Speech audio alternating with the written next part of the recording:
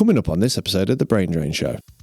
I was born in Atherton. My second name's Atherton, so that's a bit bizarre. So I had a board with perfectly made experimental stickers, and he was proper confused at where we'd got the stickers from. Very early days of Manchester were like Forde, Animal, Dan Mercer when he had his long hair. My mate Jez Curran were on the cover. So Leo had a load of equipment, and the snow was about that deep.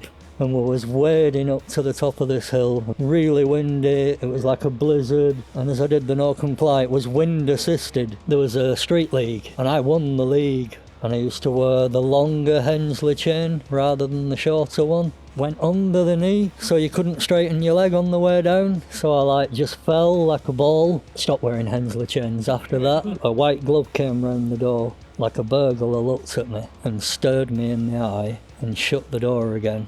And as I was getting off the bus, the burglar got on the bus and he looked at me and I went, crikey, that's him. And my brother accidentally burnt the pub down in a chip pan fire. Rodney Mullen then came to Silverwell Street and we had a private demo. People were calling him Charles in Bolton. They were like, yo Charles! And he used to get in the fast lane on the motorway with a copy of, like it would have been Skateboard or RAD at the time, and he'd be eating chips and beans, driving at like 80, buttering bread, and I nicked a full bottle of vodka and did a blunt on the outdoor mini ramp saying me and Penny went to the market and bought Adidas Gazelles that were too small for us. So Shit on the Lens came out. I was quite pleased at the time, but it's 200 quid. I've got a board, got a DVD. I'd had a period of grief. A lot of my family had died. It had all got very sad. Now I'm thankful for you boys for getting us out after that. The Aki Andy Mac had some petrol to set it on fire. A jet of fire went up about 40 foot or something, but he nearly blew himself up on a few occasions. Full grown man dressed as a pixie, looking out the shed at us, and he came out, chased us a little bit, and that was nothing to do with me, that was just John's idea. Yeah, I was a 775 guy, wasn't I? Like cocks and everything everywhere in the middle of the night.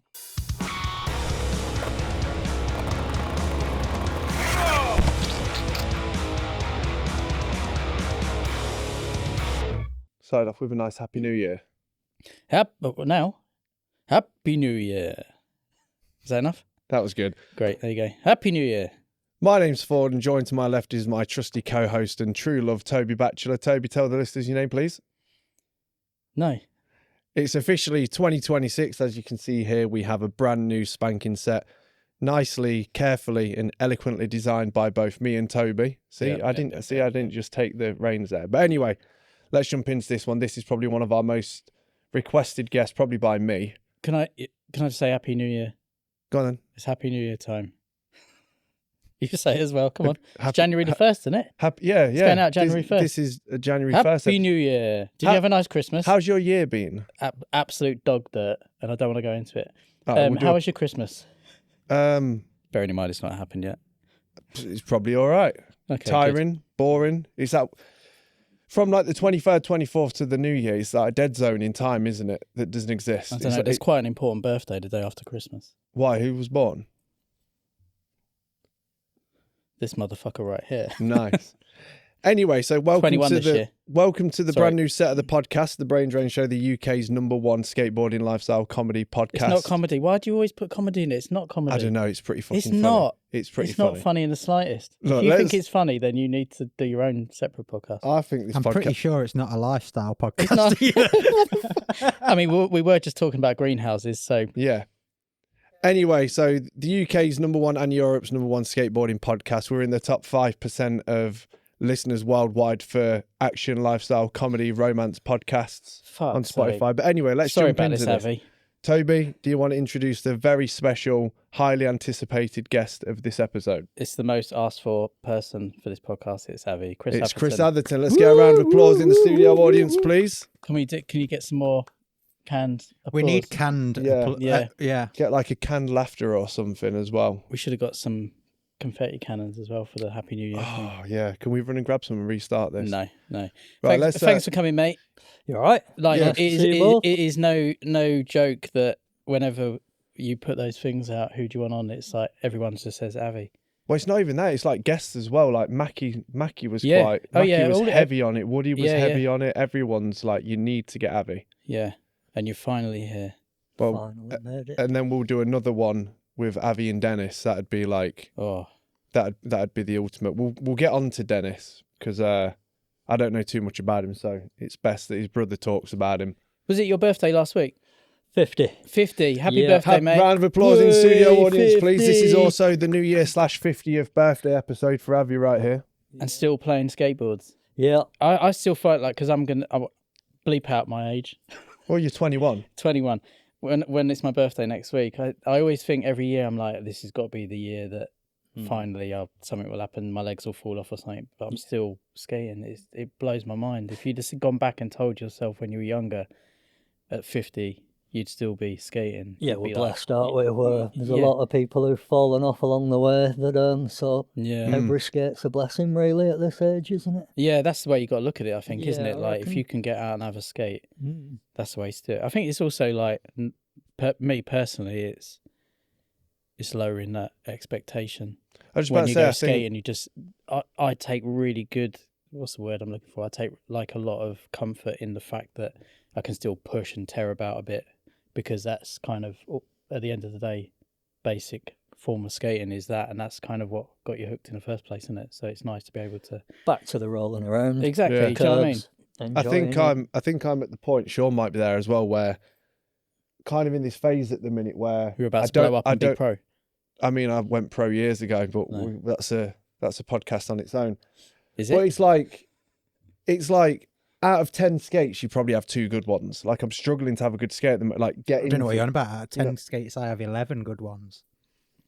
Gough Sean, everyone. That was But- good. I like that. but I I'm like the stern look you gave me. It's just like, But yeah, I'm I just said hoping that. it gets Nah, to, I get you. I'm terrible at the moment. yeah, like I feel like I'm not progressing anywhere and I'm eating shit on the smallest things that I could do all the time. But at the same time, I'm still fucking sick.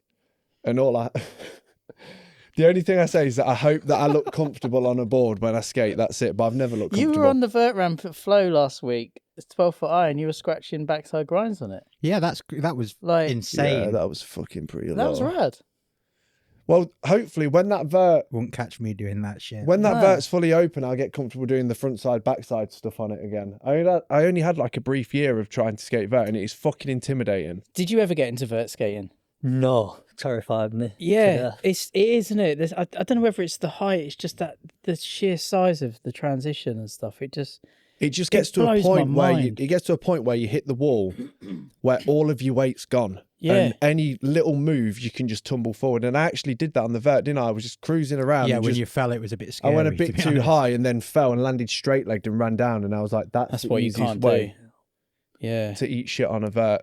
But we'll get into vert as well, because there's someone I want to talk to Harvey about, some people he used to skate with which are good on vert. So I let's think it intimidated me because I skated with Andy Scott and Yeah. That's and what he I made wanna it talk look about. like all, it's and they used to like laugh at me doing blunts, like looking in my eye as they did blunts, and I couldn't even on the drop vert? in. Yeah, and I was like, "Come on, Abby, drop in. You're all right." Like, you're just used to get the sweats, and but think a- yeah, I they think a could do blunt- tricks looking at me. I think a blunt on a Like vert knocking. seems like one of the scariest fucking things you could do.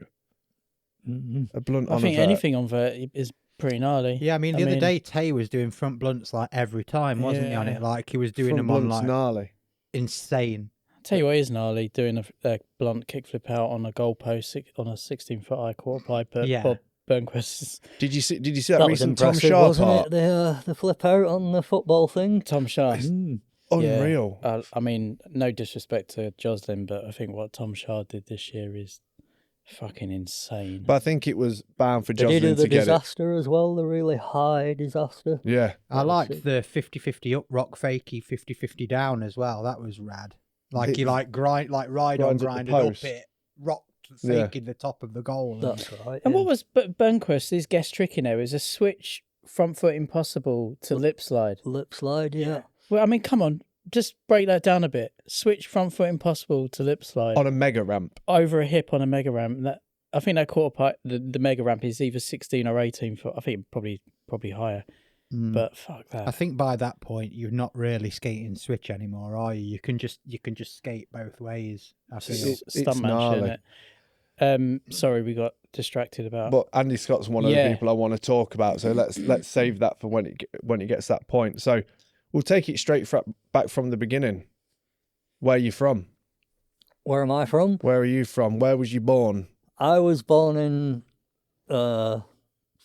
Atherton. My second name's Atherton, so that's a bit bizarre. Yeah. So, and then I was brought up at Kennel Road in Lee when I was really young. Then we moved to a pub in West Horton, which is in between Wigan and Bolton. Into a pub. So when I was about 8 and I first started skating, we moved into a pub, and my brother was sponsored for BMXing. He could do all the surfers and the cherry pickers and all that already. So, so yeah, West Horton near Wigan. What was it that got you into skating? Was it Dennis, or like what were the early inspirations for you actually getting into skating and picking it up? Yeah, so Dennis was sponsored for BMXing and quite good by Talker and a shop in Wigan called Allen's. He used to get stuff from there. And then he had an old board, a Veriflex Steve Hirsch. I don't know whether you've heard of that. A very old, and he had that knocking around and he didn't really use it. So I started using it a little bit. And, you know, when you first start skating, you hook up with all the kids local. Yeah. And this were like,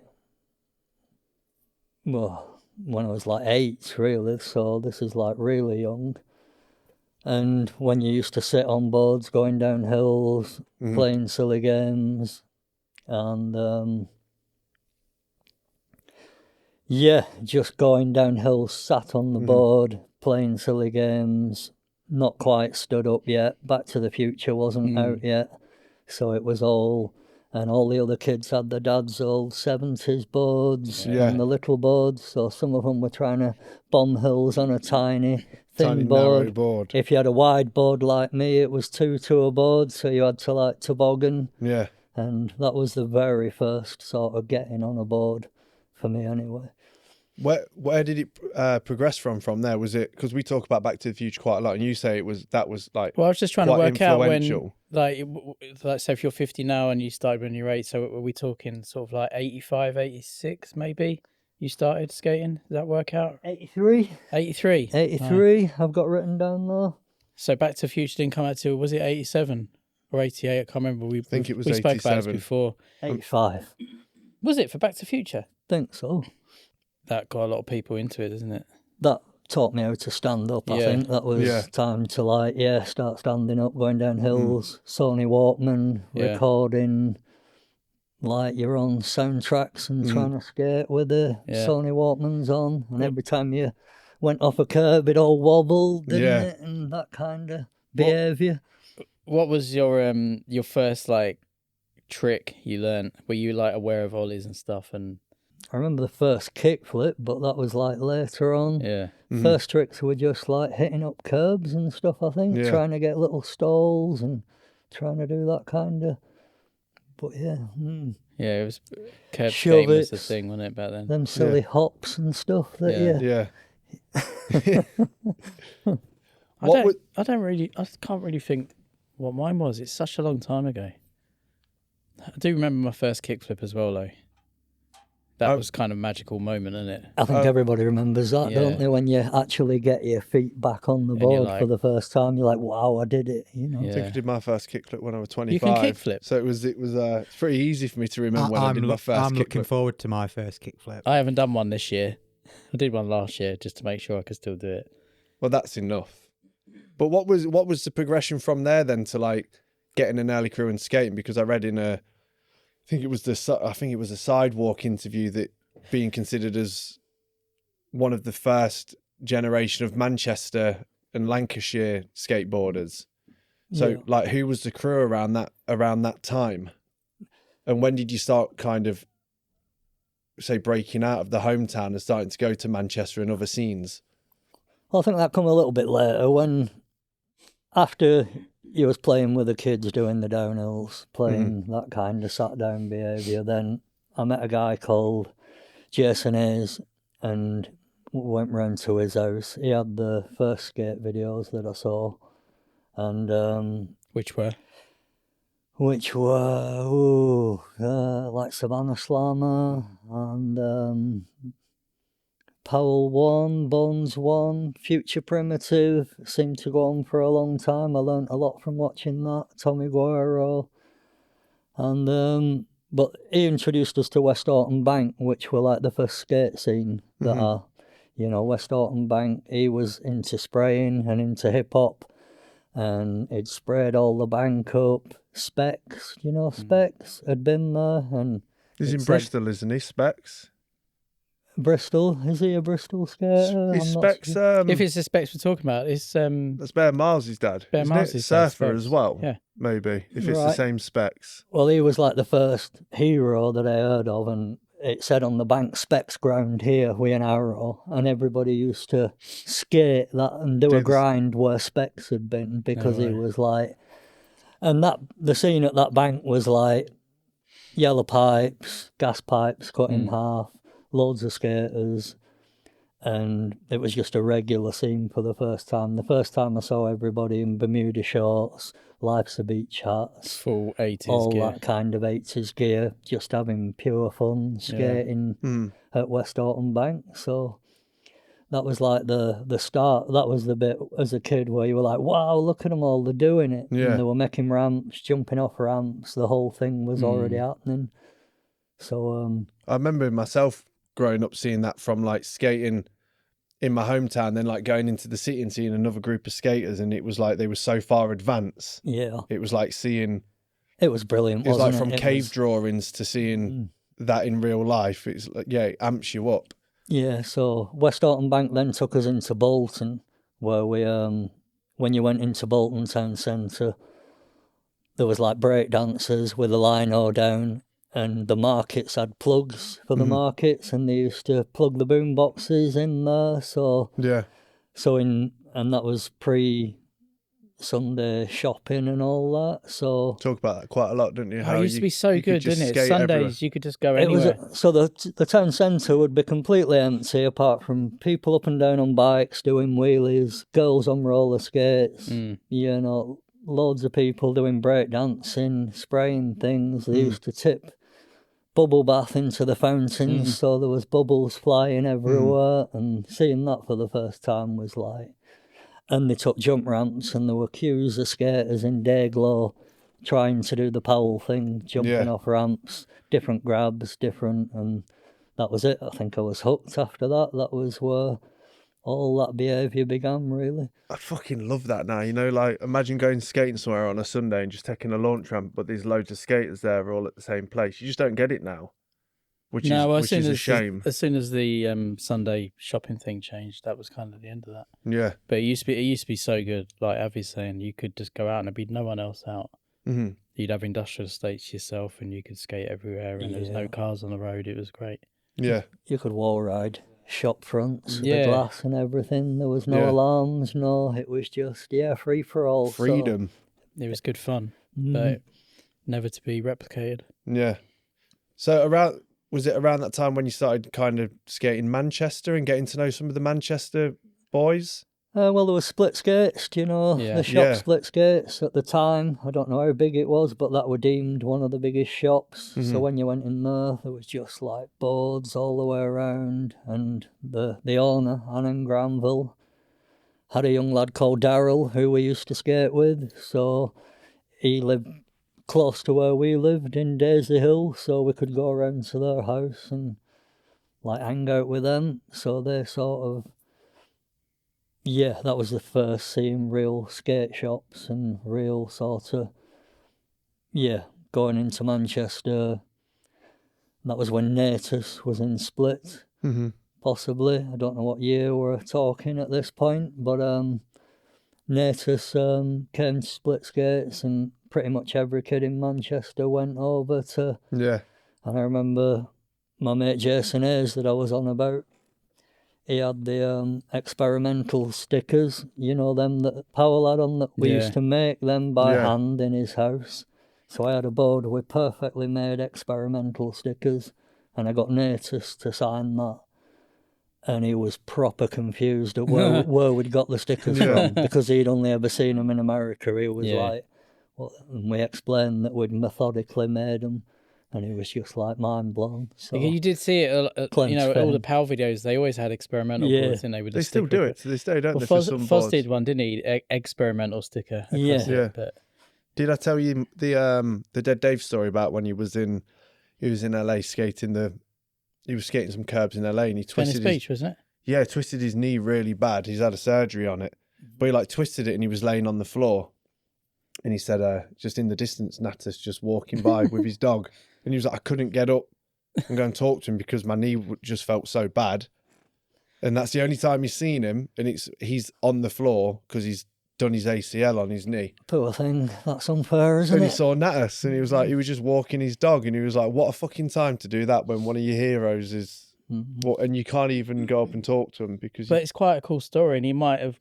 you know, Dave might have gone up to speak to him and offended him or something. So actually, that story is probably way cooler than actually if he'd spoken to him. Not that Dave would have done that, but you know, you never know. It might have played out another way, but that's a cool story. Yeah, it's rad. What was it like skating Manchester at that time? Was there a different crew that you were skating with in Manchester? And was you skating with Dennis much? Dennis was skating. He sort of tailed off with his BMXing, got into skating a little bit more. He sort of did a little bit of everything, so. It's his ponytail. But yeah, the very early days of Manchester were like Foz and Animal.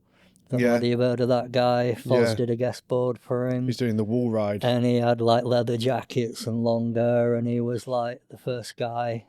He was like so rad to see, you know. Yeah. And then Dan Mercer, when he had his long hair, Just about he to was say, there. did you meet Mercer around that time? Absolute hero, Mercer. Everybody used to meet up and sort of, it was when everybody first started to see each other, really. But there was a place called Castle Leisure Centre, which was pre the real scenes in Manchester. So everybody went to Bury Castle Leisure Centre, which was like an indoor sports hall.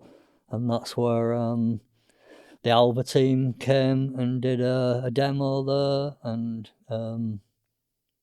Eric Dressen doing really high wall rides. And absolute fucking dude. So that was like a hub where everybody met for a while, and that was the first time we met like Femi and Rick and Jabba and all the Manchester street skaters, but indoor, so we hadn't really seen them skating in Manchester at that point. We all met at sort of, in the indoor, probably because it was winter, so we were skating indoors. Or What was your first experience of going out with a photographer and shooting stuff? I'm assuming it was for Skateboard Mag, wasn't it? Was that your first photos? Because what was your first photo in the mag? Because as far as I remember, I just remember the 1-foots over the street hip, and I think there's one, you're doing one out of a kicker, but it's indoors. Right. You've sent me the first photo, and I think you're with like the mayor of like somewhere, and you sent me a message with a picture, and you went, look at that little shit's face, because you're like screwing your face next to it. It's like Dennis the Menace, isn't it? I look like, well, that was Silverwell Street, which in Bolton, so there was the Morrison scene in Bolton, which was the water place, which were like where you'd get 30 skaters meeting up, and that was like a big scene in Bolton.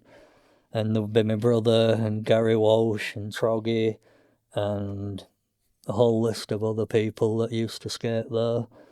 And that was like, we'd skate at Morrison's in the evening or when it was dry, and then when it was wet, there was an indoor sports hall called Silverwell Street that it was one of the five-a-side places, five-a-side football. But then they took all the five-a-side stuff away, and then they dragged the ramps out. So we were really lucky at that point to have an indoor, and they had like street ramps, boxes, fun boxes.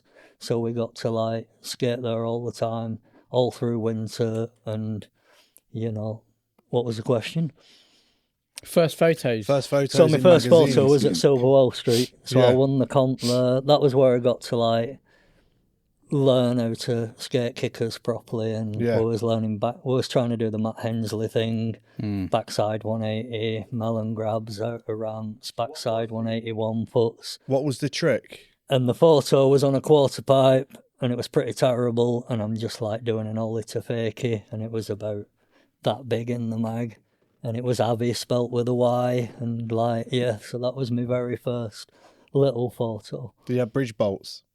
Because on one of the 1 foot ones, I think the 1 foot picture on you the can street see hit, it, you've got yeah. bridge bolts. And I actually seen on Instagram, because I was having like a little stalk through. I was looking through our tagged photos Again. because I wanted to, when I did the birthday post, and someone had put the picture up, if you're doing the 1 foot with the bridge bolts, then you swipe through and he'd made bridge bolts. Yeah, the 1 foot over the hip, wasn't it? Yeah. So that come a little bit later on. But yeah, that was Radcliffe Banks, a place called Radcliffe Banks, where another crew called Crav and used to all meet up and skate the hip there. Well, how old are you So- in that photo? In that photo, probably 14 or something, I don't know. And in the one that's... That was I'm sure- Skateboard Mag, wasn't it? So when I had the 1 foot picture, I also had the poster in the magazine. Oh, if anyone's got that, I need it for my Avi museum, please. So what was the poster? What was It was a melon grab down a pretty big drop at the water place. There was a drop at the water place like the Frank Hill era where people were trying to jump down things. Can you give that a So, Google? Yeah. Skateboard mag. Type in Chris Atherton Skateboard Because Magazine. I had the mag. The 1 foot photo is And that was burnt Meanie, into- wasn't it? Meanie, the photographer. yeah. I was going to And ask you who shot those. my mate Jez Curran were on the cover. Big Yeah. up fucking Jez Yeah, Curran as he well. was on the We'll cover. give a little shout out to Jez a little bit Yeah. later when we talk about him. But And yeah, I there's a- mean, I've only saw those photos from digital scans. And I know you had an intro in RAD Magazine as well, but I don't think I've seen the intro in RAD Magazine unless you've shown me. There's the picture in the new RAD book where I'm doing the feeble. That was the RAD insert. Yeah. But there was one prior to that at Barrow-In-Furness where I was 14, I think, on that one. Mm-hmm. And I'm doing an indie grab in black and white.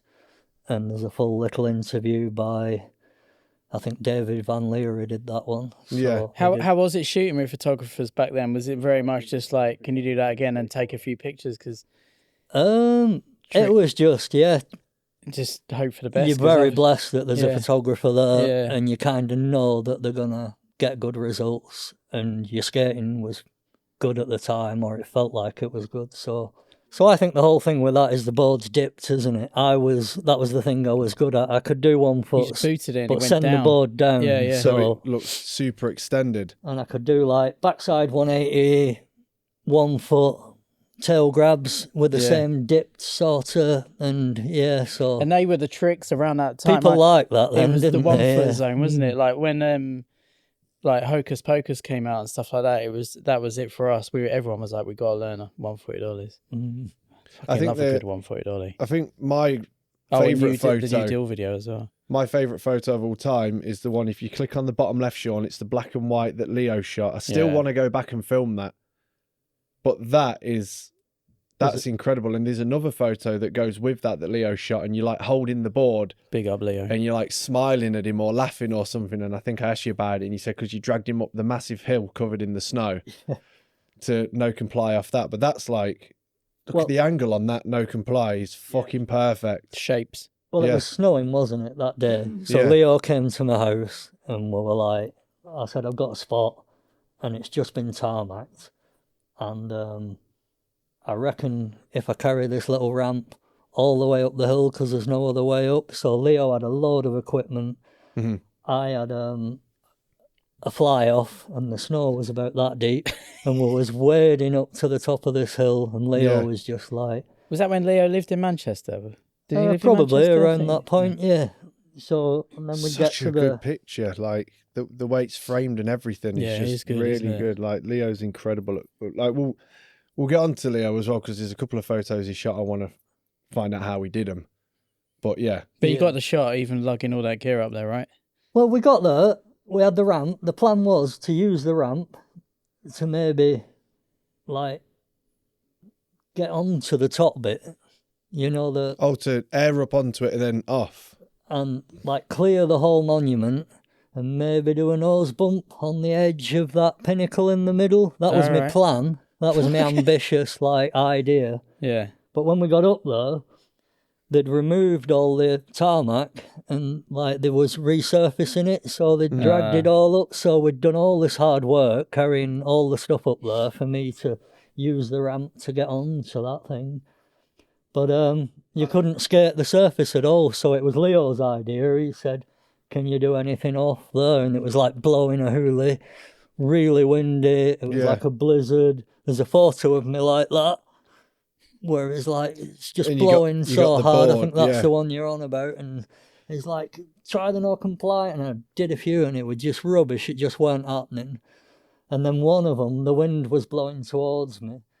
And as I did the no comply, it was wind assisted. And it took off and I landed it, rode it out, and I could tell Leo were pleased with. And I just thought it was just going to be a bit of a shit no comply picture, you know. I didn't think it was going to be that great. People don't understand the importance of wind assistance in skateboarding. No, wind assisted no comply expert. I still think, and I know I think it was probably one of the first things I said to you. I was like, we should go back and film it. I'll get in the exact same spot. It's quite high though, and I'm 50 now. Yeah. I'll put an air mattress at the bottom. But if you need to replicate the wind resistance aspect, you might need to take the leaf blower and a battery pack. We'll get you there with the leaf blower. Replicating the wind. But that's where does, there's two tricks that I've always wanted to shoot and refilm. One of them, Pullman actually hit me up about. Another no comply god, because he no complied the London Bridge set, didn't he? But like Baker makered it. He said to me when I started filming with him again, like 2020 or something, he was like, I'd love to go and do that. And I was like, well, if you want to fucking die going down that set.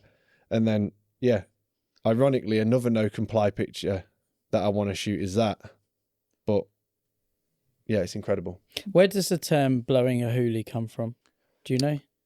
As you said it, I haven't heard that for a long time. I just heard it the other week. Yeah, I wonder where that comes from. There must be relevance to that. Blowing a hoolie? Yeah. It's probably like a lot lizard term or something. Yeah. So around that time, skating in Manchester, getting some photos in magazines, what was like one of the earliest sponsors? Did it come from like a shop? Because I also read a Barrow-In-Furness jam and Barrow, was it Barrow? Yeah. Barrow And you ran that and something with like Zorlac and maybe like Deathbox, and we can get onto that. Yeah, pre-Manchester, we used to go to Barrow, which was, that's when I first met a lot of the Accrington skaters, again, Jez Curran and Cully and Phil Gregg and all them boys, and we used to get sleeping bags and go on the train. Used to wrap it up in string like Stand By Me, and we used to all go to Barrow. And there was a street league. They did the under 16, because I was under 16 at that point, under 16 street league, and it was a series of about 7 different comps. And then in the shop, they had like, you got 4 points for first, 3 points, and I won the league of the little, like I went to every comp and I did really well in a lot of them, like won like a lot of them just because I was under 16. So all my mates were in the grown-up category. In the over 16, and I was in the, I was like, and I had the Hensley chain. Yeah. And I remember a tale from that was going out of the fly-off, and I used to wear the longer Hensley chain rather than the shorter one. And I jumped out of a ramp, did a melon, and it went under the knee, so you couldn't straighten your leg on the way down. So I like just fell like a ball, and stopped wearing Hensley chains after that. Or I shortened it at least, you know. Did you have the shaved head as well, like Hensley? I had shaved head, shaved eyebrows. Yeah. I used to paint my shoes with emulsion. Yeah. Because Jeremy Klein did. Yeah. So I had like lime green painted trainers. Pro skaters were really influential at that time, weren't they? Like, you saw a lot of people taking inspiration and literally dressing. The last time I saw that was when Dead Dave was blowing up. And after some of those videos, we go to the house skate park and a kid had like loosened his board and have patched trousers on and be really, and that was the last, probably one of the first. You don't really get it nowadays. I don't think there's pro back skaters then that it was really have it. like, you know, like you're saying with the Hensley thing. I think a lot of kids were like that with Hensley. I shaved the eyebrows off watching Jeff Grosso and saw the eyebrows had gone. The hair was completely gone. I was like, yeah, it was embarrassing at that time from what I remember. Yeah. But as that sort of went on and I won the street league, I remember going and thinking, wow, yeah, I've won it. If I go to this one, like, I've won it anyway because I'm at the top of the points. So Yeah, the very last comp I went to, and there was like 90 clothing. Do you remember that? There was 90 and all that going on. And they said that if you won the league, you would get sponsored by somebody. So I thought, I'm going to get sponsored, you know, but... That's a heavy first place. And then it turned out, like, I think 90 Clothing were going to sponsor me, but they pulled out of the thing, so I didn't get sponsored by 90, but the Abrooks were there, Zorlac and Deathbox were there, and somebody said, oh, like, Deathbox might sponsor you, and somebody was saying, like, you know... How did that feel at that point? Like, so how old are you then? Around 15 or something? Around 14, 15. Yeah, like that's pretty heavy, isn't it? So I was like, yeah, terrified. I was like, I'm going to get sponsored, and like, yeah, and yeah, somebody said like, hold out, Deathbox might take you, like, yeah. And then that didn't really, and then at the end of that, the Abrooks, you know, the Abrook brothers were the two of them. Barry. But they basically said, you know, seeing as you kind of lost out and you didn't get sponsored, we'll sponsor you. And they had all the pusshead graphics and all the, like, gnarly stuff.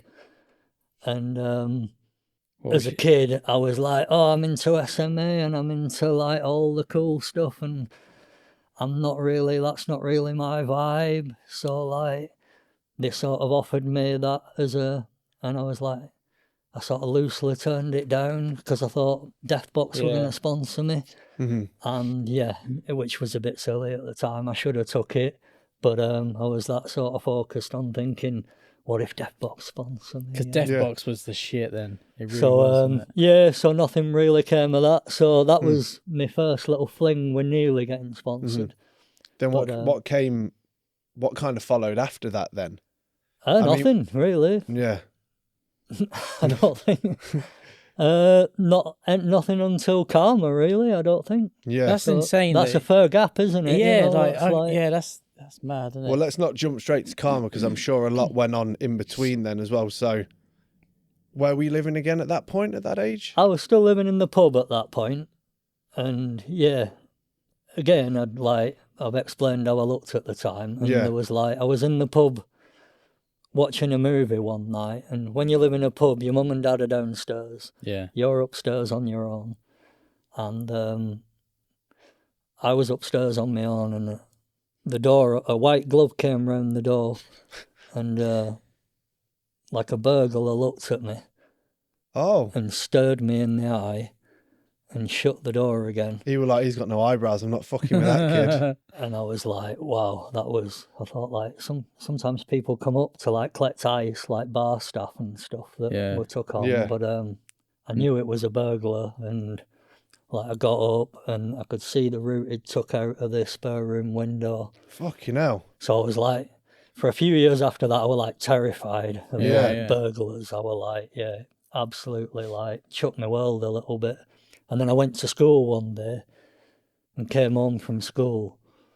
And as I was getting off the bus, the burglar got on the bus. Oh, no and way. He looked at me. And I went, crikey, that's him. You know, that's the guy that... That's the white glove bandit. So, so that bit sort of happened around that age. So, it sort of chucked my confidence a little bit, let's say, for a few years. So... Well, how long was you in that pub for, and then where did you move after that? And then my mum and dad got divorced at the end of the pub period. Dennis moved to America, so he lived in America and skated with Natus, and he had a really good time in America for years. How long was he there for? See, this is why we need to get him on as well, because, like I said, there's just not much I know.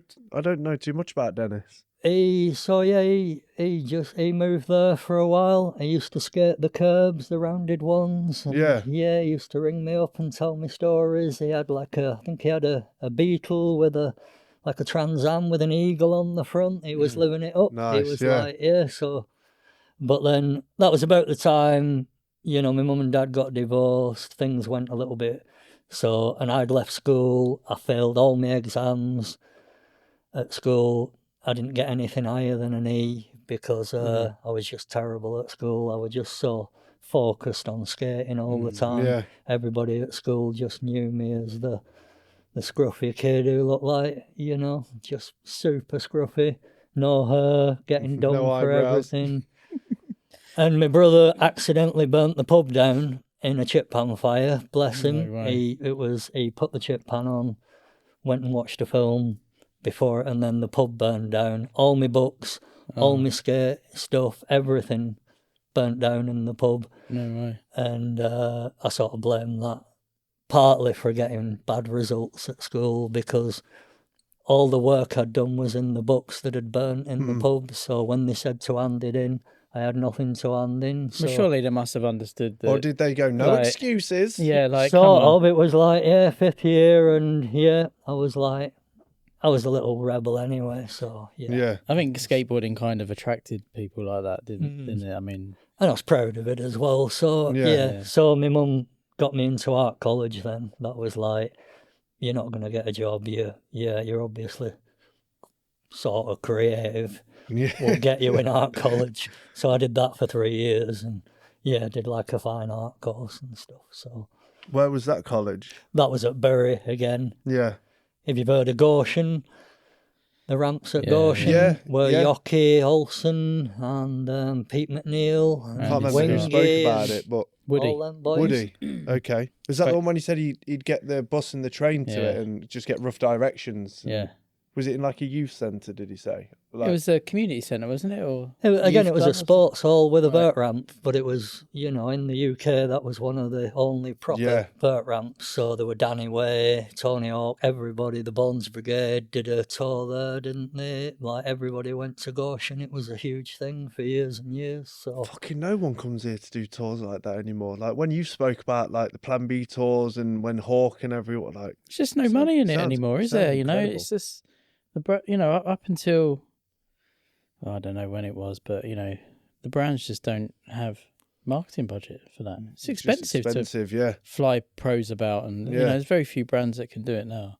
So But what? back in the day, like you say, like we had quite, you know, for that period from like probably '88 through to there was a lot The early happening, 90s, wasn't there there? was- Yeah. I think we had a lot of the, you know, the world famous pros coming through, and I remember New Deal, Armando Barrajaz and John Montesi all Yeah. coming to Manchester, and yeah, lots of the Bonds Brigade tour at Bolton was like the really big one with Yeah. Tommy Guerrero, and yeah, when they all came to, the amount of people that turned up to that were just ridiculous. They had to wade the way through people, and yeah, It just sounds amazing. incredible. you wouldn't be able to do that sort of thing now, but you know, for many reasons. But the amount of people that would show up, it would all, you know, red tape would be. It'd have to be ticketed, and Yeah. you know, health and safety would only allow a certain amount of people. And blah blah blah.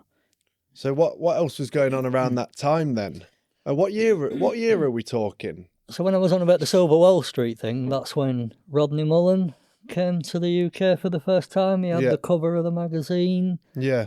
and He was on he was Was on the TV programme in the This morning. Morning? This morning. Interviewed at the Banks in Manchester. yeah, well, I mean, you know the Henshaws, right? Yeah, Yeah, yeah, 'cause- Dan and so Shaw and Tom. Judy, is it for Judy Finnegan? Yeah, Judy Finnegan, a presenter of This Morning, her two sons from a previous marriage, really into skating, still involved in skating now, aren't they? yeah, of course, yeah. And they, at the time, were like, you know, they mentioned it to the producers. Oh, you know, these world famous pros are coming, Rodney Mullen, and they got Rodney Mullen on This Morning. Oh, amazing. So Dan Mercer and I think Foz were in the background Yeah. of Yeah. This Morning when Rodney Mullen were there, but we wasn't there. We didn't go to Manchester that day, but I think I've seen the footage. Rodney Mullen then came to Silverwell Street, Mhm. the Bolton place, and we had a private demo. No way. How was that? And so it was just me and my buddies at Private Silverwell demo Street, with and Mullen. Rodney walked in. So it was like literally 10 or 15 of us, and they were like, we got to like ask him to do tricks. We got to like say, can you do a Cry-Star on flat? And he just do it. Cry-Star on flat. Yeah. Can you do an Ollie Impossible? And there was a box about 3 foot, maybe higher, and he did an Ollie Impossible onto the box. It's just And madness, we were isn't it? just shouting tricks at him, and he did it. And When he came over for the A-Team demo, when it was at Wakefield, yeah, there was a similar situation then. Like, all the other guys were skating and Rodney was there. Is it the A-Team? It was the A-Team, yeah. And then it turned into that similar kind of thing where everyone was like, hey, Rodders, can you do this, that, and the other? And Rodders, and yeah. he would just do it because he's such a professional, Yeah, and he's done that for so long that is kind of what he knows that if he's been in the general public and they say, can you? He's like, yeah, but he can do it every go, can't he? Lovely guy. Yeah. And just did whatever you're called, and yeah. But you guys must have been hyped having Rodney Mullen come Private through. demo. People were calling him Charles in Bolton. They were like, "Yo, Charles, can you do like a whatever?" And he'd do it like, "Whoa, Yeah, I bet yo, that- Charles, can you Yo, do them spins that you do?" And he'd like, Yeah. do it just yeah, that was weird, but it was Incredible. good. And he saw me skate, and he said, "Hey, you should be sponsored. Oh, that's, You should be I sponsored." bet that hyped you up, right? And I was Yeah. like, yeah. What tricks were you doing that he saw that made him say that? He was seeing me do the jump ramp tricks, the backside 181 foot tail grabs, Yeah. and that kind of, yeah. He was hyped on that, so, yeah. But still no one sponsored you. Well, that was just Rodney, and off he went, wasn't it? What do you mean But, just Rodney? It's Rodney Mullen. Yeah. Well, yeah. When Rodney says something, When Big Rodney one. says something, you listen to Yeah. Rodney. What year was that? Sorry, because I wanted to kind of. I'm not good with years. I could keep referring to this paperwork, Hey, if you need the but, paper there, feel free. we'll be. But I I'm kinda trying to wanted to- avoid that, really. I kind of wanted to briefly talk about, because I think it was Mackie that spoke about it, and I keep going to Dennis because I think it's just good to get some history of your brother as well. But he talks about Mackie spoke about the Radlands comps, and Dennis used to went to the Radlands comps. I just wondered if you ever went to any of those, and I went to loads, yeah. Mackie Dennis, said it was the hair. They called him like the hairdresser era because he had like the long, he had, nice I hair remember it ponytail. well. And Mackie's quote, wasn't it? He said he Yeah. landed everything. yeah. Yeah. He was like, he was that good. So He just consistent. landed everything. And I just wanted to get a bit more information on Dennis. They called him Mr. Consistency because he was very much like, is it Willie Santos that Yeah. used to go to Northampton? Yeah. So when everybody went to Northampton, Willie Santos and Dennis would be practicing all day, getting the lines down. Other skaters would just turn up and do it off the cuff. So he was kind of called Mr. Consistency for that reason, because he was just, he just used to go.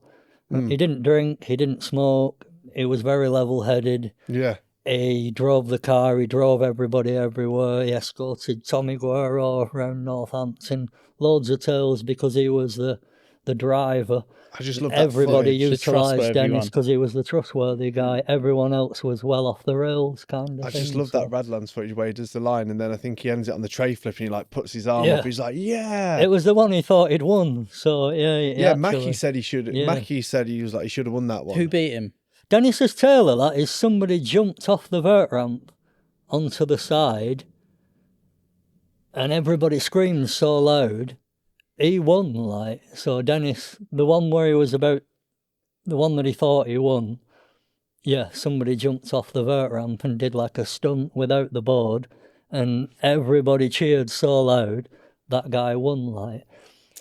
And I think Dennis got second. Apparently, that's his version of the tale, I think. Well, fuck that. This is a recall. Dennis Atherton won that year. That's all. I'm going to put it on the screen here right now in gold lettering. Dennis Atherton, number one. What year? 90, We talking Three? about 93, 94? those Radlands comments were amazing, though, and I do remember Dennis there. Like, So he used to drive down, he used to get in the fast lane on the motorway with a copious, like it would have been skateboard or RAD at the time, and he'd be eating chips and beans, driving at like 80, buttering bread, and he just used to fly everybody down there, and Yeah. he was just that good at driving and that sort of, safe. And he just loved it, and we used to just get there and party. I remember just meeting Joyce, seeing people like that, and just having a good time when I got there, and just being a grommet watching it. It's like, Yeah. Tony Hawk's, who is it? Look who that is. Oh, it's him. It's, oh, wow, look, There was a mini ramp outside, wasn't there? And I think I got there once, and Joyce was celebrating my arrival, and I nicked a full bottle of vodka and did a blunt on the outdoor mini ramp, and way everyone was like, so yeah. Stoked. It'd be rad if we could get. I was just partying. If we could get Dennis on, even if it was like an hour episode or less, just to get a few yeah, just to get a few bits. But yeah, the Radlands comments were fucking amazing, weren't they? Like you're saying, You could like, spend hours wittering on about those. So many pros you? just knocking about, just popping to the shops, and you'd be like, oh, there's so and so and so and so. It's very the trade as well in the car park. You could get all the product for really cheap and shoes and the Brazilians would always be there with just like so much shit of their own Brazilian brands. They wanted to swap it for American branded stuff. Do you remember the one with a coach outside, where there was like a coach parked outside? So Rune Glifberg and Justin Ashby and everybody were like, they had like a private. I remember I was allowed on the coach where all the pros. What was that like? Their That was odd. Yeah. But yeah. What was this party coach?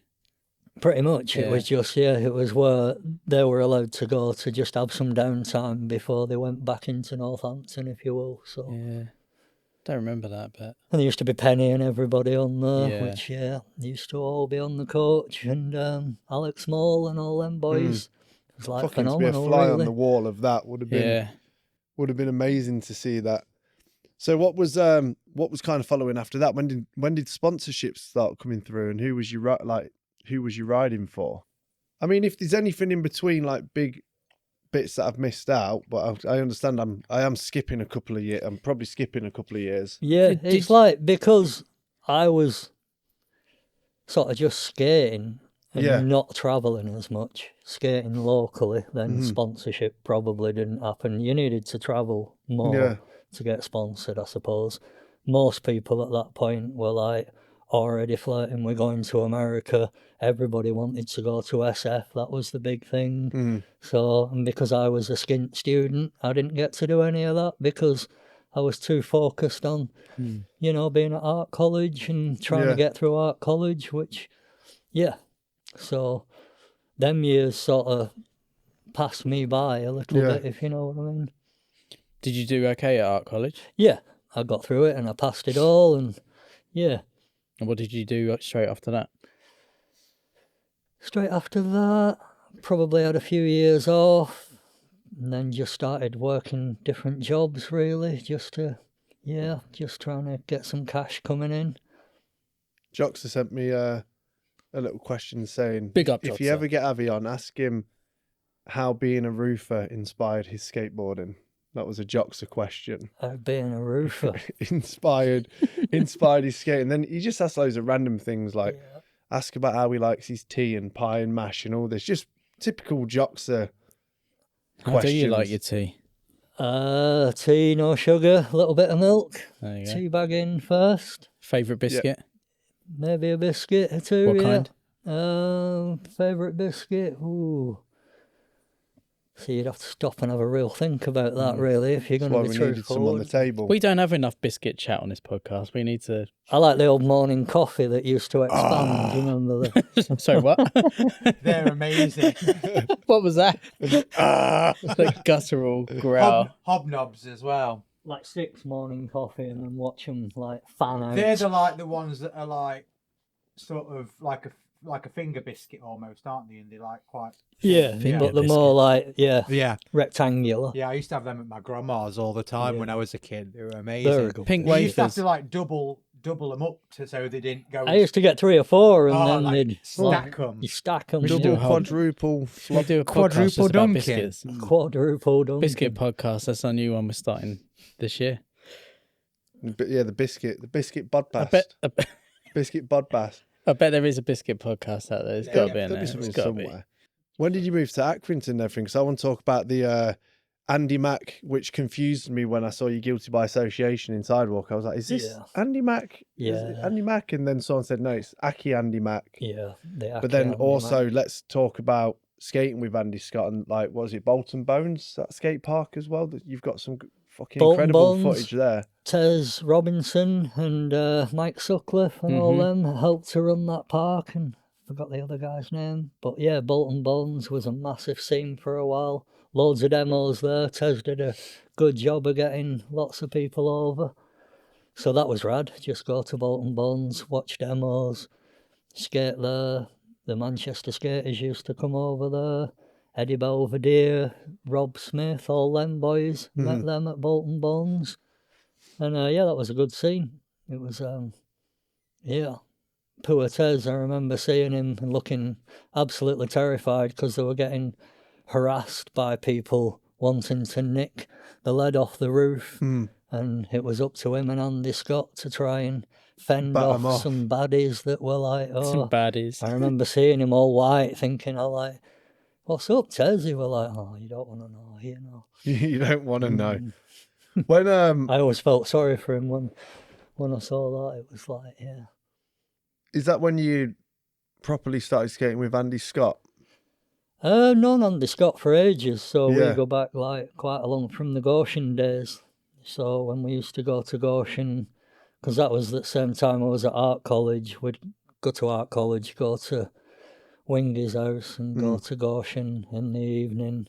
So I bet seeing him skate was a fucking mindfuck, 'cause he's so good. Yeah. What I liked about Andy, he was obviously, he could do everything on vert ramp, he was just absolutely the Jedi, they call him, don't they? But we were street skaters, so we used to blag him to come out street skating, and he was just as good street skating. If you took him to some rails or some hips, he'd be just as good outside. So, yeah, and he'd be better than us, you know, street skating. And then you go to the ramp and, yeah. It'd be better than everyone there as well. I've only ever seen him skate vert once or twice, but it's something special. I heard a rumour he used to go to the comps or demos, and then everybody would be like flexing, doing all the best stuff they could, and he'd sit in the corner and do nothing. Watch how it all transpired, watch how everybody... I've heard similar things about And then in the last 5 minutes, it just... Annihilate. Just like... Yeah, and everybody was just left like, wow, and then he'd just like... Fuck off. But that were his thing. Apparently he did that quite a lot. He just used to cunningly watch what went on, see who's doing... Apparently that's the best thing, or he thinks he's good because he's doing that, and then he'd just like double it up, or, you know... I think it was Woody that said a similar thing. Yeah, it was frightening how good he was. He'd like turn up at the very end and just do what everyone was trying and just fucking smash it, and then he'd just disappear again. I heard that he only ever actually bought one board because he got sponsored so quick. Yeah, so when you're on about the sponsor thing, I hung about with Andy, and he was like, he had everything, you know, he had like so much stuff already. Like, so was he hooking you up like bro? We'd get his hand-me-downs, homie hookups. Yeah, so you never really needed... So that was enough, you know, we were just little street rats, and he'd hook us all up with his floor stuff. And Pete McNeil was sponsored by New Deal, so, and I loved New Deal for a while, so just getting New Deal boards off him and stuff was like, yeah, the floor game was good, got lots of freebies off all them boys. Most of them were vert skaters, weren't they, so, yeah. And at Goshen, that's like, my abiding memory of that would be when Ali Cairns and Tom Penny turned up at Wingy's house, and that was a quiet cut, and I hadn't really met Tom Penny before properly. Seen him, I don't know whether that was pre or post Northampton, either way. So we all skated a bit rough and ready. We used to do melon fakies, disasters. We used to copy the Curtis McCann thing. Yeah. Slap the tail as hard as you can, be really aggressive. We used to do loads of that. People need to bring tail tapping back. Need a bit of that. And then we went to skate Goshen, and it was just me and my mate Phil Gregg with Tom Penny and Ali Cairns. And that was like, that changed skateboarding forever for me. That one. In what way? Just seeing how they did it differently. Because we were aggressive.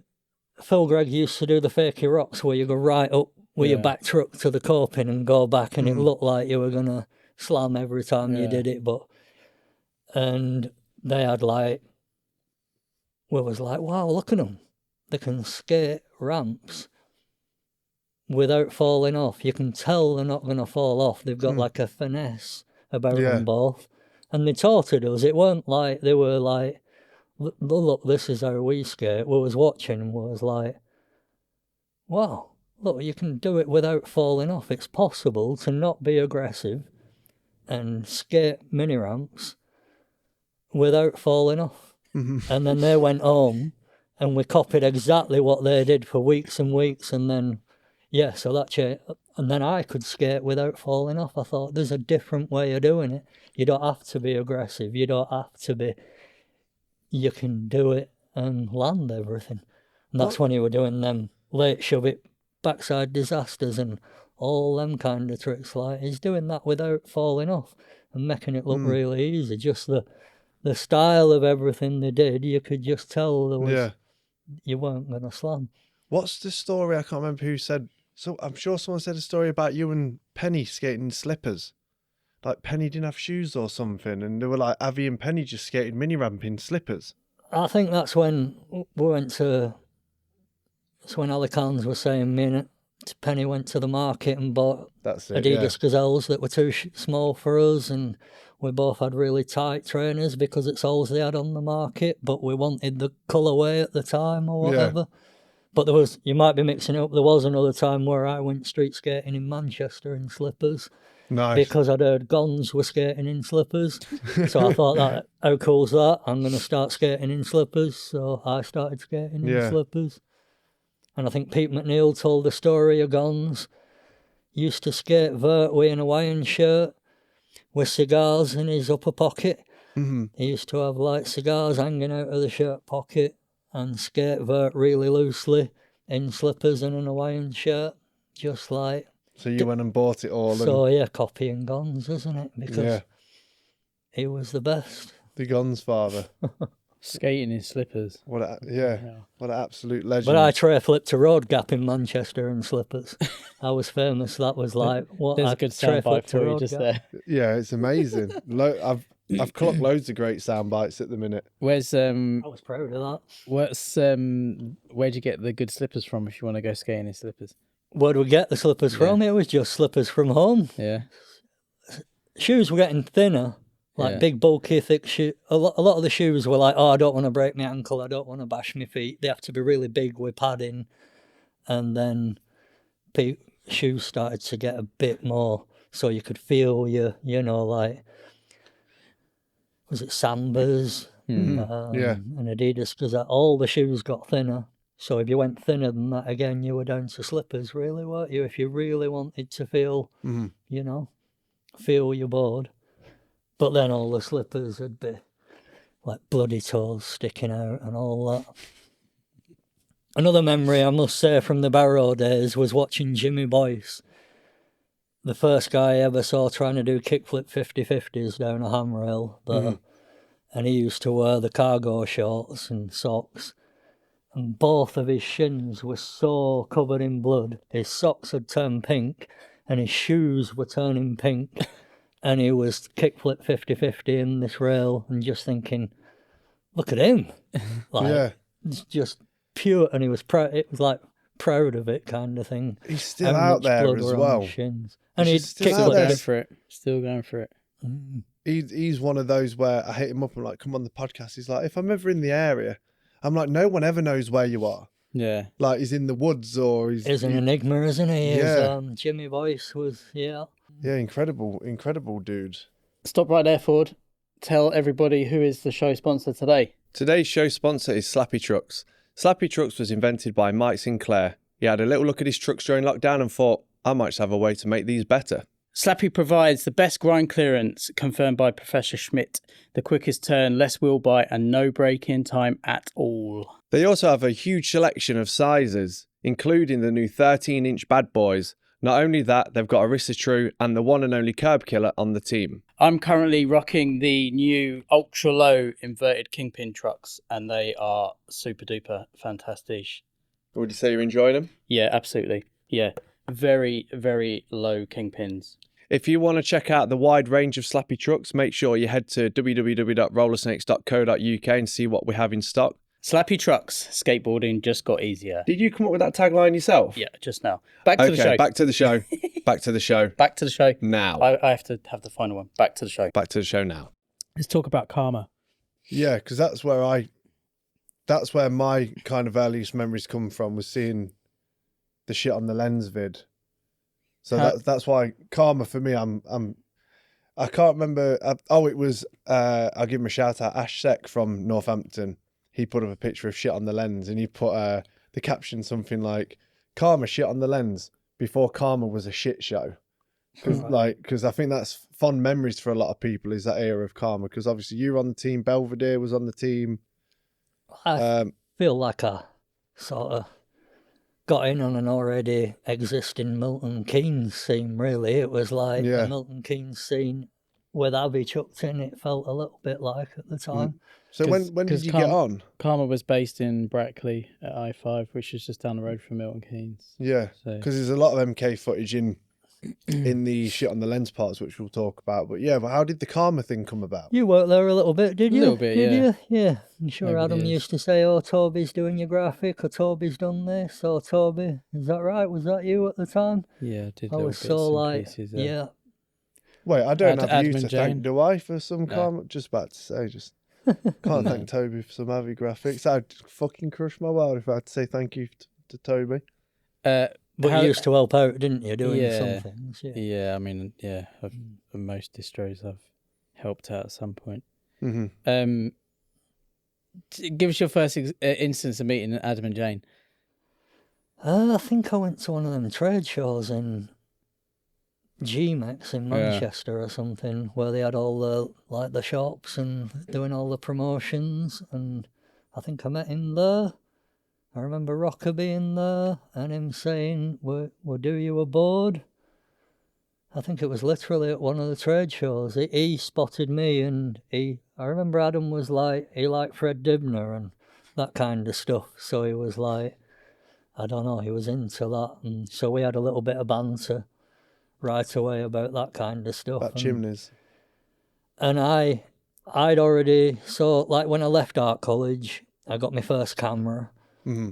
When nobody really had cameras at that point. They were very expensive. Not many people were doing it. Nobody knew how to capture. It was all high 8. It was all super confused. Yeah. And I'd already got into that a little bit because as I left art college, I thought that'd be a good creative endeavour to try and film things. So filmed a load of really stupid things around our town, loads of embarrassing things, and then tried concentrating on tricks more, so filming a lot of tricks. So we had a big catalogue of tricks.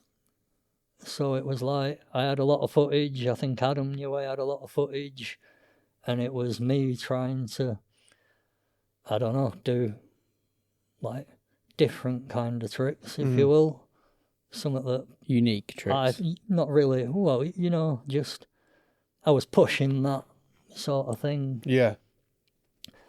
So Adam saw a lot of that and was stoked on it. So, yeah, and then he said, will you do the video for us? You've already got a load of footage. These boys have got a load of footage.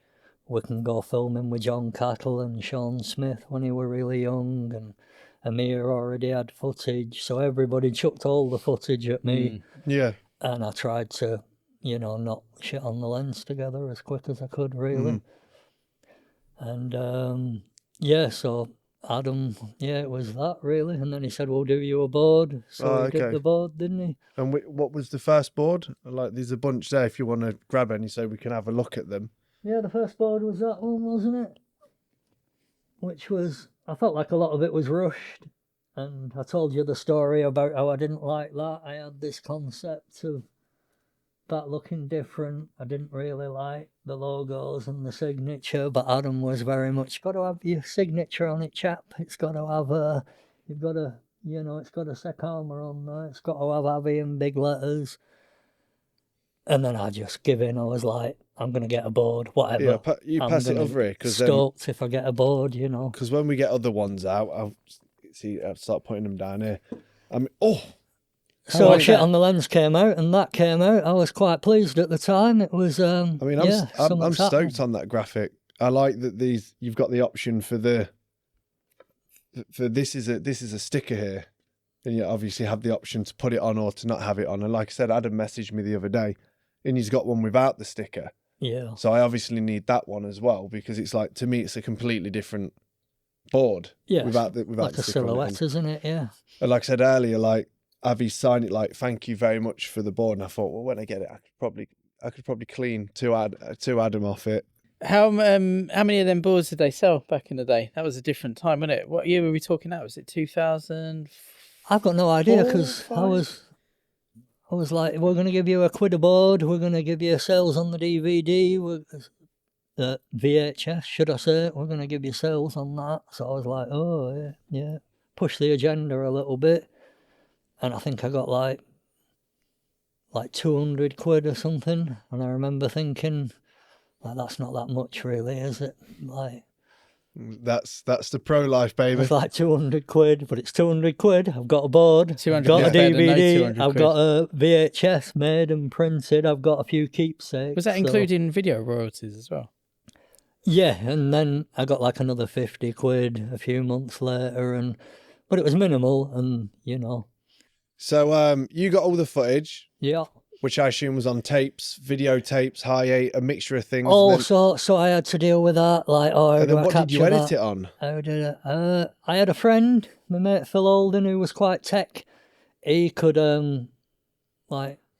get the pirate Premiere copies. And It used to be like that. You had to he get hooked- cracked yeah, copies. so didn't you had of to get your Premiere? buddy to like put Premiere on your thing, and then it wouldn't import, and that wouldn't import, and it wouldn't export, and that was so you had to deal with all those little battles, which I Yeah. got sort of good enough at it to be able to create a master, which But were you so that your friend was? He had like the video decks to get the the VHS or whatever tapes into. I was having to buy them bits like the converters and Yeah. stuff, and Adam gave me some money towards some VHS converter capture, but you could only capture about 10 seconds before it started to lag, so you had like a 10-second capture, so you could get You a kids clip. don't realise how easy you got it now. You can just download DaVinci Resolve off the internet for free and edit endlessly. It was a struggle back then, wasn't it? It was very difficult, yeah. So I think that was my skill at the time. I was able to and I think Adam knew that. He was like, Yeah. you could do it, you can actually. So How long did it take to edit the video? And I think I asked you before, because you got a section at the start and at the end in that video, yeah. and that's just because you had so much stuff. Like, Yeah. What was the kind of thoughts and editing process behind making that video? Seems a bit arrogant, I give myself the first part and the end part. I was going to Which do is that in the like- last video. I was going to do that in the Satan video. I was going to give Miles the opener and Right. the closing. But that was just because I had way more footage because I'd been filming so Yeah. much, and Amir had as much as he had, and Mark Kalipe and John Obbs. I think he filmed his in 2 days or something around MK. Mm-hmm.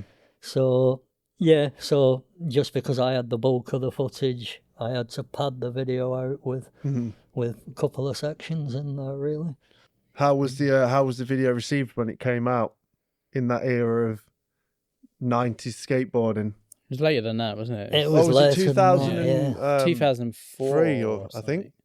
Yeah. around then, I think. You had Blueprint and stuff coming out, so Yeah. you had some people who were really focused on the way videos looked, and Death and stuff were, their videos were way more refined. So, it wasn't took that well, I don't think. It was more like a novelty video that had arrived, I think. I think its saving grace was some of the stuff I were doing on there was laughable or different, and was like, wow, look at that. I think the Chaos Wall Flip and stuff was on there. Yeah, because there's a Oh, lot of mental tricks in that part. And funnily enough, one of my favourites is where you ollie onto the high ledge at Milton Keynes at the bus station. You go all the way across it, and then pop out to the road, like keeping the speed on that manny. I've not seen anyone I had really to push do that. pretty fast at that to maintain I've not seen speed. anyone do anything similar to that off that ledge, like taking that whole ledge the whole way and ollieing off. Yeah. Since A few people have said that. I found that pretty easy Yeah. at the time. It was just push as fast as you can, and I just I like I can't remember what DVD it was on or where I got it, but I think it's the promo for that part, and you skate into that what's that song where it's like Flash? the little advert I did with Flash Gordon. And you do the kickflip nose wheelie down the hill, down and then the you do terrace street.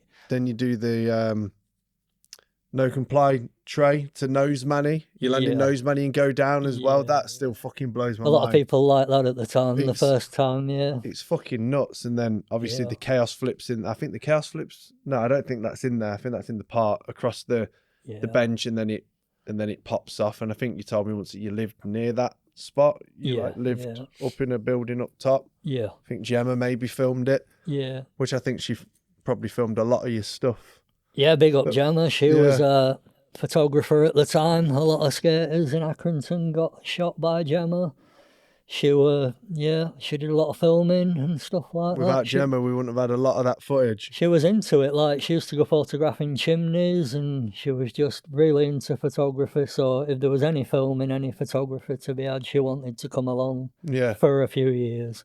Yeah. And then she was like, I'm sick of all you stupid skaters being stupid. Yeah. I'm over it. Fucking shout out Gemma. Absolute legend. But she filmed a lot of that stuff. Yeah. Yeah. Because you showed me that footage where you do the nose blunt slide along the curb.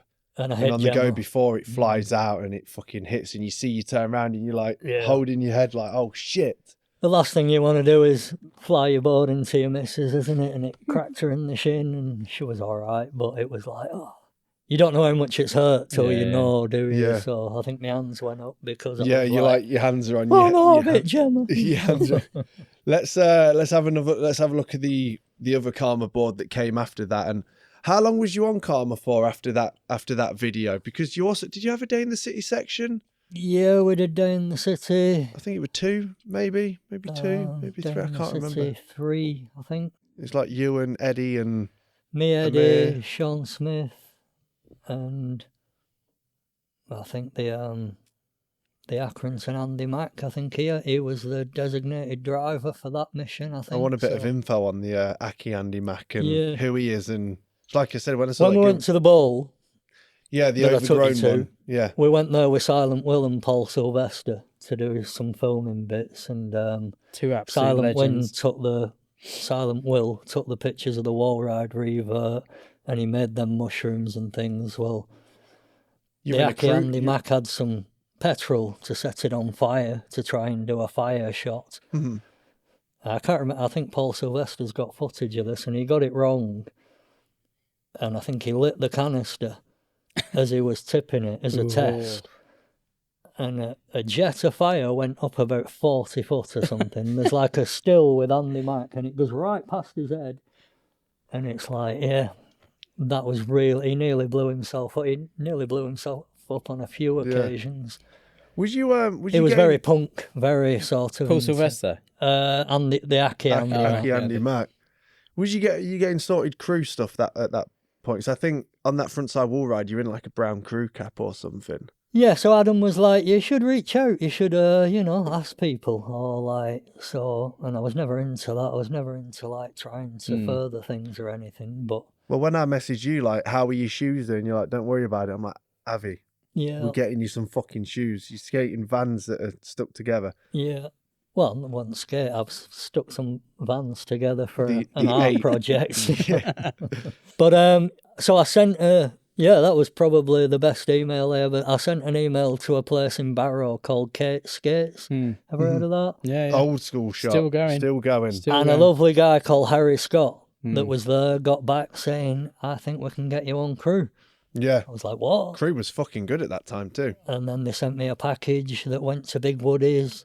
And it was a box about that big. So that was like one of my first ever, like, the Karma stuff was good. It was all right, but when I got that crew package, and also at that time, A4 Distribution, Rennie and Leah Hamid started hooking me up with his shoes, so I used to get flow on that. So it all got quite good at that point, but the crew packages were amazing. They were like that crew... Big fat packages, yeah?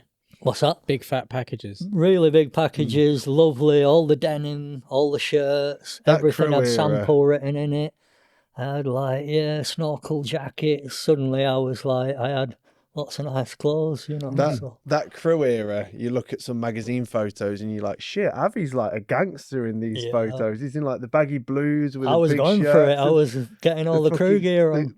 The crew hats. And so that came when you was on skating for Karma, you had another board which is down there. If you can grab me that so we can flash it across. I know you might not be too stoked on the, you kind of had a little look at the graphic earlier and you were like, oh. Yeah, that's the one I'm most embarrassed about, I think. That's, I don't know. I can put a big sensor across that. Syd Barrett on there, though, dressed as Mickey Mouse. That guy. You've got the mask of that. The green at guy. Home. I've made a mask of that. The story behind that is, because I did like a graphic novel when I was at art college with them green men with the big ears. And the inspiration behind that was when we were kids playing out, somebody said there's a man in the fields dressed as a pixie, a full-grown man dressed as a pixie, and you need to be careful playing out round there. It was like, we had the same rumours when I was growing up. There's a man in the field that stands behind the trees with long fingers. yeah, I was like rubbish, and like, yeah, nothing really happened. Maybe the week later we played out in that same area again. What was unusual about that is we used to pretend we were pandas, and we used to, like, I don't know if you know Japanese knotweed, the invasive species of, it's like, we used to eat that. It's apparently really bad for you, but if you eat, poisonous. It's a bit like bamboo and it's got juice inside it, and we used to like drink the juices from this like Japanese knotweed bamboo stuff, playing like, I was really young, and we made paths through the bamboo, so there was like these spooky horror paths, and the guy, The there was pixie. a shed appeared in the bit where we played, like a little prefabricated shed that you could stand up with a window in it, and we went one day, just me and one of my other friends, and there was a green guy like that, with the ears painted green, massive zip-up suit, looking out the shed at us. And we was like, there's an actual full-size pixie in a shed looking at us. And he came out and frightened us to death, chased us a little bit. Was like, what was that about? And it later transpired that he had mental health issues. He'd had a frightening upbringing. Yeah. And he was dressing up. But yeah, that freaked me out so much when I was young that, yeah. I can imagine. I never forgot it, and I drew pictures of it, and he ended up on that board. So Let's grab that board over here. and that was what movie was that from?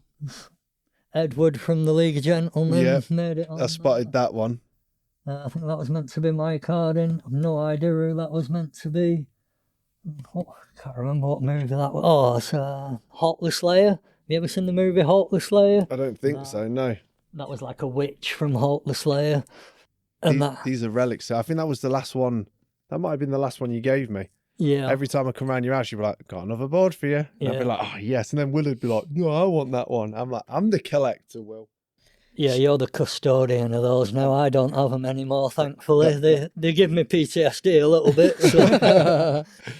So, yeah, how long was you on Karma for then, around that time? And how did was there a gap between going to like Wight Trash, and how did that come around? And Karma, as lovely as it was at the beginning, sort of went sour quite quickly after a while. We did a few tours and bits of demos, and it was all fun and games for a while, but then everybody got a little bit peevish, I suppose. We're not getting paid enough. Everybody got a little bit bitchy about it. The classic skateboarding tales. And then Eddie said, I'm quitting. And I said, if you're quitting, I'm quitting. And then he said, if you boys are quitting. And then everybody quit within the space of a week. And that was the end of that. So that was the best era for Karma. It was like that team had a lot of good right people at the on beginning, it was all and right. a lot for of good a up wee and while. comers on it as well, and people that are still skating to this day. Sean Like- Smith was the golden apple, I think, wasn't Yeah. he? From Could you that see at whole that thing? stage how good he was? He was already fantastic, yeah, and his attitude was really good, and he was just we had the Karma trip to Barcelona, didn't we? So Yeah, me and Sean skating in Barcelona, I really enjoyed, that time was good, but we had no money, we were really skint.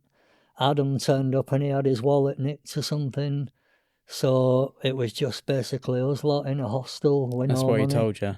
Yeah, so we all had like cooking cheap chili. It turned into a sort of, I don't know, Survival. survival thing. Mode. Right, we've got a week left. How are we going to survive on? Poor Sean hurt his wrist and he had to have it bandaged up, and so sort of glad to see the end of that by that point. But I'd met John Cattle because he did a little bit of filming for the Karma video, some of the better footage. Yeah. Worked with my rubbish cameras. John Cattle had a more refined camera, so He had the his TRV footage 900 at that time, didn't he, Yeah. with the def lens on it? So some of the better footage were John, so I got to meet John around then. So I guess he was we doing all the became viewfinder friends. stuff at that time too. So that's why he started getting the better cameras, because he was doing the viewfinder series, Yeah. which we I think we watched them start to finish when we went to visit Daz in the Isle of Wight. Yeah. And then before we knew it, we'd been there for like 17 years, because those videos, each one of them's fucking like 4 years long. It's Yeah, a they did good go on. catalogue of UK skating, though. Oh, isn't it, yeah. what John put It's out a with solid era. Yeah. So he was way more passionate about the filming side of things, for sure. And then, I think he offered to do me a board, didn't he? Can't remember the first board on Wight Trash. I don't think it was the Syd one. It could have been the pie and mash. I think there was about 3 or 4 with John, wasn't there? See, I've the only ones I've seen are the pie mash and the Syd Barrett. I've not seen. There was one that didn't come out. It was going to be a team issue, and it was going to be an 80s kids TV show where it was all robots. Right. And he's got the graphic of it, and I think he actually showed me the graphic, and I was like, if you can get the original graphic, I'll print it now. Right. As like after we did the Baghead board, which we'll talk about, I was like, I'll print that as like the next board, and it was going to be like a team series, because I was under the impression there was only two boards. Yeah, there could have been another one that I'm forgetting. There was definitely the Trailer Park Boys one, wasn't there, where we all had a sticker. Greg Norwick had a sticker with a van or something. I had the saw with a snorkel, and it was like a sticker armour board with a Trailer Park, and you got to stick all of us on as stickers. I can't remember, but I need stick them where you want, kind of thing. Well, here's me thinking, yes, I've got all these boards, and fucking, I'm going to have to call Cattle after this and Call yourself a collector. and bully him into giving me one of those boards. And Flint Trotman, he was on that as well. Oh, Yeah, yeah, we all Trotman, had like a Trotman, little amazing. sticker on there, didn't we? So it was nice to be a part of that. You know, that felt like being part of a little Flint Trotman little was so thing. good. Let's look at that pie and the pint board. I think, from what I was told, that was... And that was nothing to do with me. That was just John's idea. John wanted to do that. Merza told me that was the first one, and that's one of the obviously one of the early ones, because it says manufactured by Def, because Nick wanted people to know that the Wight Trash boards were good boards, Yeah. and probably printed on early Def boards as well. I remember that having I thought that was a great seal of approval. Yeah. I thought, wow, I'm on a manufactured by Death board, and Yeah. it looks quality as well. I've got the stickers, the full, I think the full pack of stickers from that. I think each Yeah. person had like a different. Each person had like a different Nowick had a graphic. shit, did he? He always had shits or cocks, shit, or didn't like he? a cock with 6 fingers. Yeah, And I He always forgot had what shits or Flint cocks. Trotman, did he have mushrooms or something? There was Flint Trotman had something on his graphic.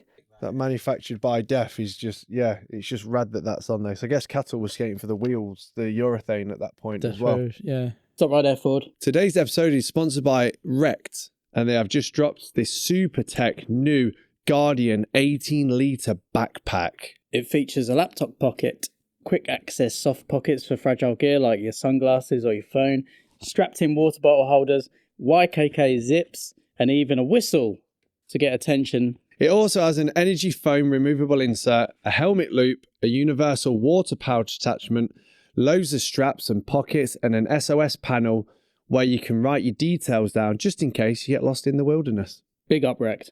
Big up REKD. Now, Toby, back to the show. So yeah, we were talking about Wight Trash.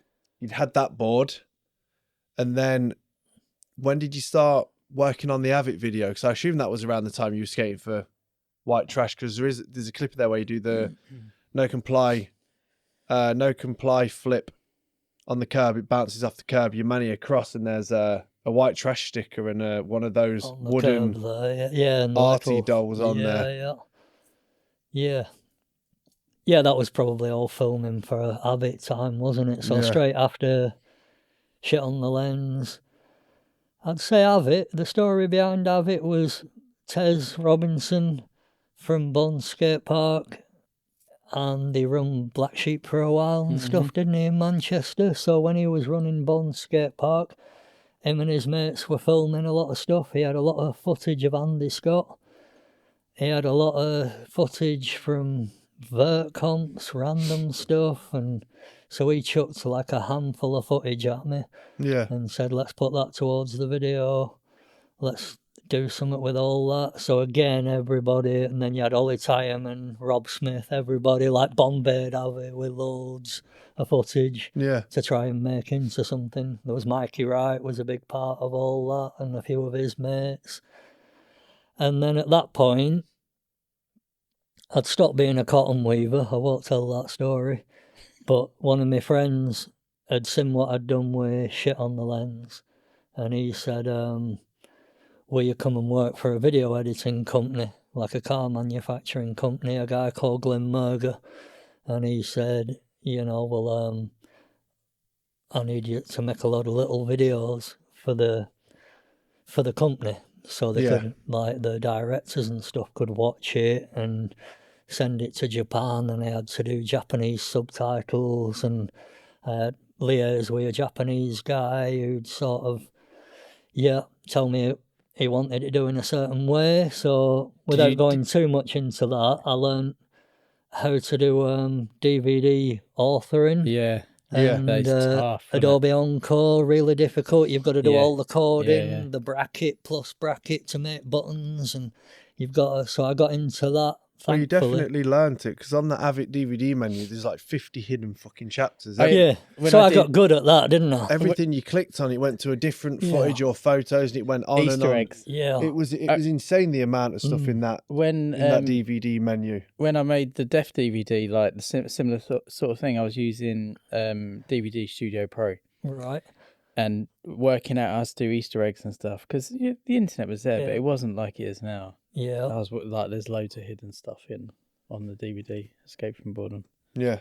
Loads of stuff. Some of them are really cryptic, aren't they? You've got to press up, down, square at a certain time. I remember Kate's phoned me and he's like, why did you make it so hard to find the Easter eggs? And I was like, well, that's the whole point. It's got to be like up, down, left, left. And the thing is, the more awkward you can make it. The thing is, in that time, when you made those Easter eggs, what do? Do you tell one person or two people?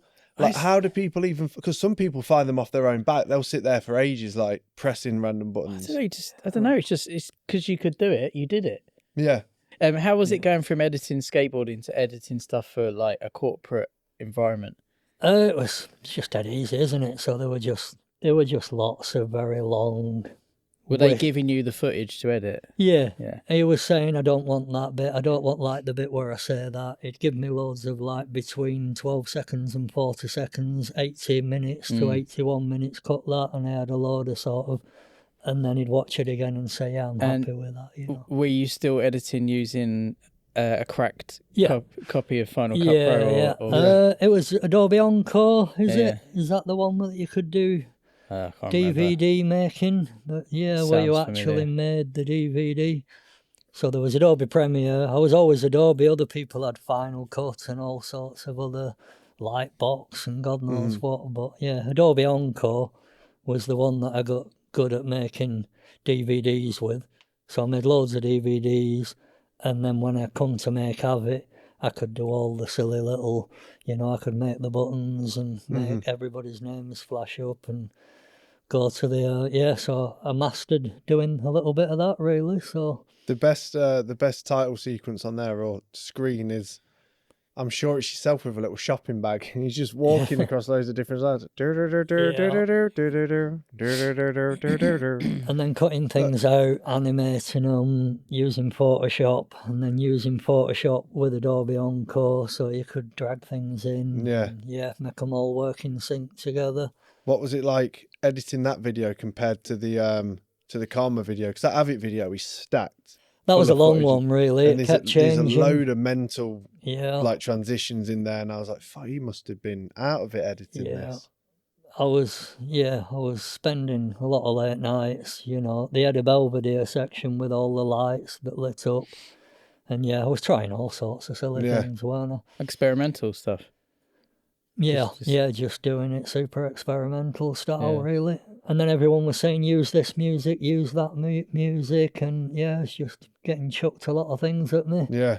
And look, Mikey Wright used to sort of do a final copy because I was so good at making a master, giving it to people, and then they'd say, oh, change that, do that, I don't like that song, then it'd be different again. So Ben Powell and everybody used to say that, there was about 100 versions of AVIT before AVIT came out, the actual final one, the master. You and part then in that the video guy who I printed it with, it was like 300 quid more, so I get 1,000 printed, which was quite a lot, quite ambitious as it were. But the guy that I was getting it printed with said it's only 300 quid more to do 2,000 once you get so I did 2,000. Yeah. So I had like a delivery of a lot of AVIT DVDs at my house. So Did you sell them all? I sold a lot online, sold a lot through Sidewalk Forum, and I was only charging a £5, I think. And if I saw people, they'd buy one, I'd get a £5. So it's like cash in hand, you'd get a £5 for that. I went to skate comps like the NAS and Urban Games, all them type of events. Sell a few DVDs there. And I think I got to the point where I felt like I'd made my money back. Yeah. And then I started giving them away after that. So it was like a free, and it's still giving them away to this day. Yeah. Dazzy's got 200 in his van. If anybody wants a box, I think we're down to the last 3 boxes in the loft now. So I think there's 25 in a box. So I'll take another 2 boxes to give away some at the Prem that's coming up. But yeah, I'm pretty sure. You should just stash them under the chairs in the cinema. Well, I'm gonna pop one on every seat or something and be like, "Here's some free DVDs to go with our video." But I thought it was pretty cool that when we first started skating with each other, I said to you, I was like, "I'm sure I sold you a VX through the Sidewalk forum many years ago," and then I can remember you bought out an edit where you're skating in like the snow and mud with it, and I'm like, "What is he doing? What's he doing to this amazing camera?" Yeah. But I'm sure that was the first. Yeah, that was one of our first interactions. Was selling a VX2 or something. I think that was after a Golden Egg. After that were them weird Slugworth videos that I was making where I had it on a stick and was like dangling it like a fishing rod. And we'll get on to those. So that was your VX, and I think it died a death on a downhill. And then I think you told me as well, it later ended up on the Isle DVD cover. That's that VX.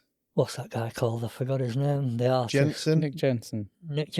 Yeah. So he got in touch randomly saying, "I've heard you've just ruined your camera. Is there any chance we can buy it because we want a broken VX?" Yeah. And then it had flowers in it, didn't it? I was like, "Hey, look."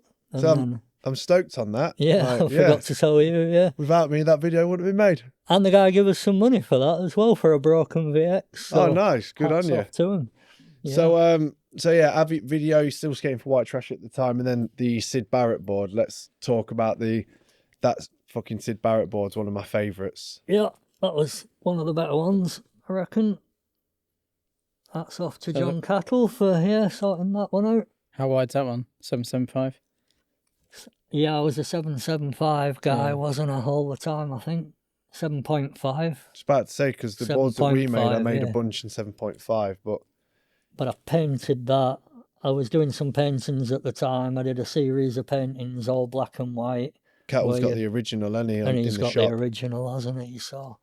And he's got this board printed on a zip zinger shape. Oh, that's a 7.5. Yeah, that was me. I think they were all 7.5 until I started going a bit wider, but that took a long time. I was 7.5 for years. What size are you riding now? Since the heroin thing and trying to skate eggs and wider boards, it's hard to go back to a 7.5 now, even though they do flip better. If you try flipping anything, it's a struggle to flip at the bigger boards, isn't it? So if I skate, I think Forde did us a 7.5 with that graphic that he did.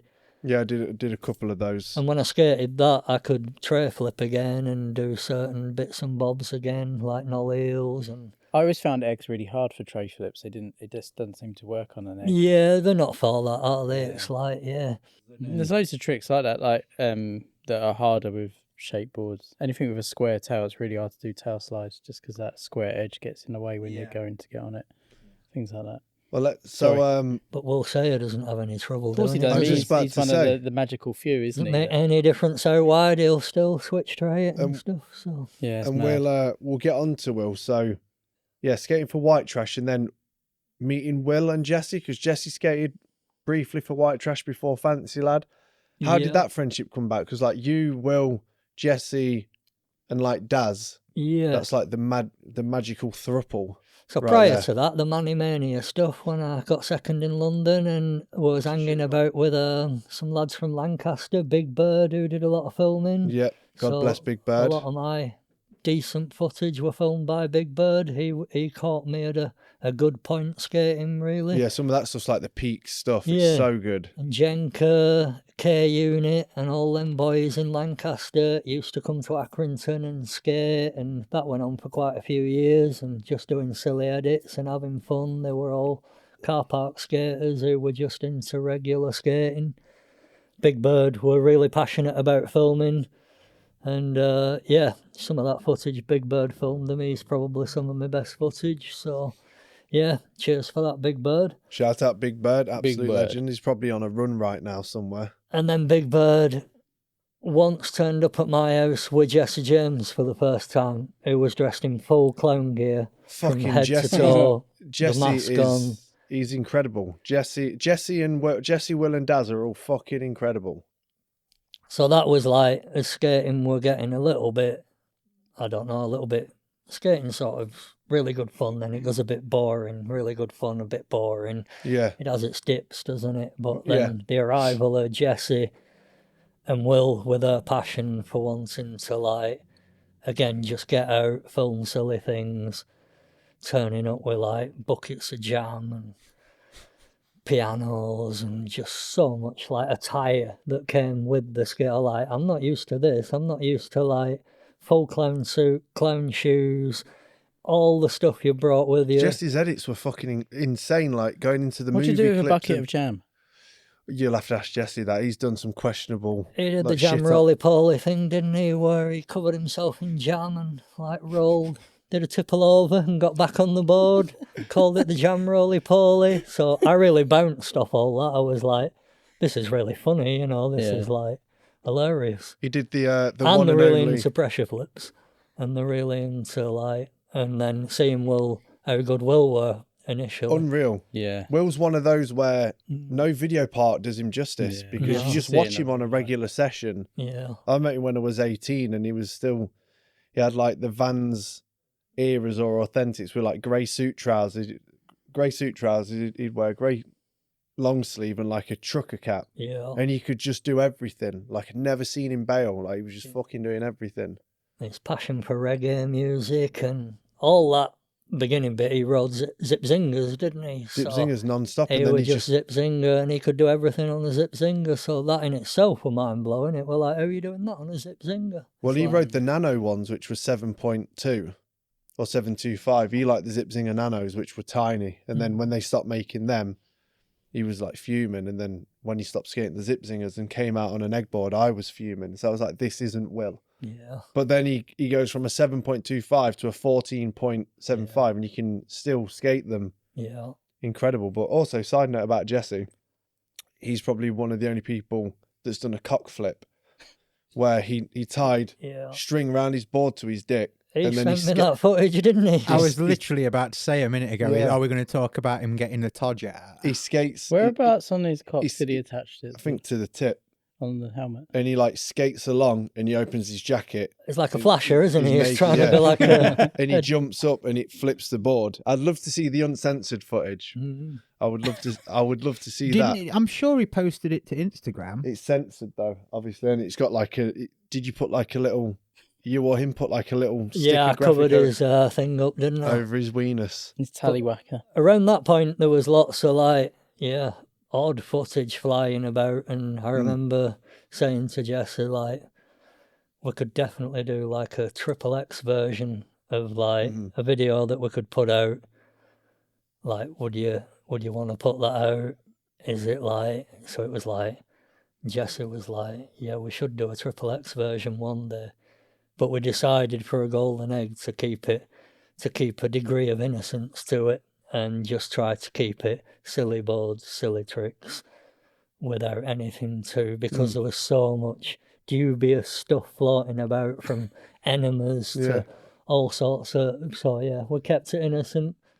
As opposed to doing, maybe one day we'll do the XXX version, which I'm holding back on. Let's talk about a golden egg, like where that came from, the editing process behind that, because Ben Powell described it as the first viral video before viral was a thing. Yeah. Because each clip in there is like 3 seconds long, if that. It's like, and it's what, 8 or 10 minutes. Yeah. And it's like 7 minutes. It's like bang, bang, bang. There's so much stuff in there, like so many different boards and the big blue bubble suit that Jesse's in or someone, and dressed up as a pantomime horse, and it's sort of the way of just editing it quickly was what we decided on when I did a few little edits that it was very quick and very sort of baffling. Then we thought, we're going to stick with that as like a way of doing it. Let's do 7 minutes of lots of condensed weird things, and just get it coming in straight away really quickly and ending really quickly. And that was the art project. I think that we stuck with that strategy. How long was you filming it for? It was really quick, really. It was like, I guess you all had footage anyway. Well, Jesse, Will and Daz were all bouncing off each other, and Phil Hanks was another guy that was doing a lot of that at the time. And so they again were sending me all the bits of footage. I were getting my bits of footage round Accrington, and just jigsawed it all together, really. And it didn't take long at all, I don't think. Just because them sessions, well, I did the board that flipped in the middle, didn't I? Yeah. So we were all sort of just making boards that did different things. Jesse had the tambourine boards and bread boards. Yeah. Like, you can't calm Jesse down, really. It's just, He was just like, look at all that footage. There's that quick clip in there as well where I don't know what the wheels are made out of, but they crumble. Tried to skate along and the wheels just crumble. They're like pink or red. You're right. Like, do you remember what those wheels are? That was Jesse or Daz, I think. Yeah, they were like soap or something, I think. Yeah, they tried to skate on it and they just crack and fall apart. Yeah. But talking about all those boards, obviously people like Tomasello, Matt Tomasello, the Matt Tomasello, Orange Man, and all the FancyLad, like, they all credit you and Jesse for a lot of that inspiration. They spoke about it on the Red Bull thing as well. Yeah. So how does that feel, knowing that? Yeah, it's nice to hear them boys saying that, that they were inspired by that. Yeah. Tomasello's like took it to like a fucking another level now. Like he's entering the stratosphere. Like he's entering the last FancyLad video. He does like, he board slides a rail, but the board spins in the middle, and that to handrail, doesn't he? Yeah, and that board's only held on by like one thin bar, so it bends. Yeah, no, it's great to see that like move on to next level, isn't it? They're definitely FancyLad are fantastic, aren't they? I love all that. I loved all the Bees videos and all that Bees kind videos of are stuff. great. Yeah, I want to try and get Matt over next year. We were talking about it last time I was there. He's like, they're all like, dude, I got to meet Avi. And I'm like, it's Avi, mate. You got to meet Avi. Avi. But yeah, to see, it is nice to see those guys constantly saying it came from like Avi and Jesse, the Golden Egg videos. And then obviously when I went over there, I took all the Avi videos and I was like, you need to watch this stuff just for Avi's technical ability. And this video is fucking incredible. And then Mirza sent me a tape that just said Avi on it, and you've snapped your board, you've duct taped it, and you do like a nollie biggie over a spine to tail. And you said, oh, that might be one of the first manip boards that I ever tried to skate. If we went out skating and you snap your board and then you could tape it back together just to keep in on the session, just so you could still roll around and maybe get some silly tricks on a board taped together, it was either that or sit sulking that you brought your board. So Yeah, because you've not got anything to use. yeah, so it was more like tape it back. But you got to give Kate's and Simon Woodstock a nod to that 100%. kind of stuff as well. But Maybe to me, Woodstock, not Kate's. Let's not give Kate's a nod. I want to give Kate's the shine, but you fucking hate him, don't you? I don't. Constantly bashing on Kate. Just like winding him up. So I think all that really, for me, there was a guy called Justin Rawcliffe from Lancaster, like in the Barrow days. Did you ever see them dozer boards? Do you know what I mean by them? So they were about that big. The tail was about that big. The nose was about that big. The wheelbase was about that big, and they were called DOZR dozer boards. And they were like you could put it in your locker, I suppose. It was like a little tiny board. And then, yeah, it was just like a novelty thing that came out. But there was a guy called Justin Rawcliffe that could skate it really well. He had a mini ramp in his garage, and he used to fetch it to Barrow as well, and he could do nearly all of his tricks on this little tiny board. So when I first saw him doing that, that was like really inspiring to me. I was like, he can skate little tiny boards as well as he can his big board. And Justin Rawcliffe, he went at Goshen, he tried to ollie onto the barrier at the back of the mini ramp, when they try and do that and rag it back in, but went right over the back and landed in a heap. And there was a place called Scoffs in York, and he used to do that. He used to pop out onto and he went right through the wall once, completely through the wall, and landed outside, like 10 foot down in a pile of glass. Fucking hell. And that guy was just hilarious, like, and he was the first guy I saw on dozer boards, so yeah. I definitely have to give a nod to him, really, because I thought that was fantastic when I first saw it. Have you got any good stories from Wakefield, from Rehab, when that first started opening? Because that, for the north, that was kind of... Yeah. I know Yorkshire a bit. I think there was like an all-nighter where Matt Harfield and... Oh, he was so good, wasn't he, Matt? Who is it? Joycey and a lot of that crew sprayed like cocks and everything everywhere in the middle of the night. Sounds like a so when night. the guys who owned it came in the morning, it was just a right mess. It was just like, it was like embarrassing graffiti, just like, yeah. That but the park was sessions good there fun. were good. Really good fun. Yeah, seeing people like Carl Shipman there doing his tray flip fakies, and seeing Paul Silvester. Yeah. On the subject of Paul Silvester, when there was a guy from Bolton, going back to that, the Morrisons days, a guy called Troggy and Walshy that left loads of wall ride marks around Bolton, and you could tell it were them because they were like chest height scuffs. And all around Bolton there was like these wall ride scuffs they used to like go around, and Walshy was like the Frankie Hill of Bolton, and he used to go to Manchester, and there was a rail at Piccadilly that were really long, and he chucked onto that, and there was a rail at Markaddy, and he chucked onto that. Have you heard of the Markaddy rail? A lot of people. No, I don't so it was like so. A big steep rail, about 18 steps, something like that. I did a caveman on it and bust my ankle. There was a fella from Wigan called Carl Kearney that tried to ollie the steps.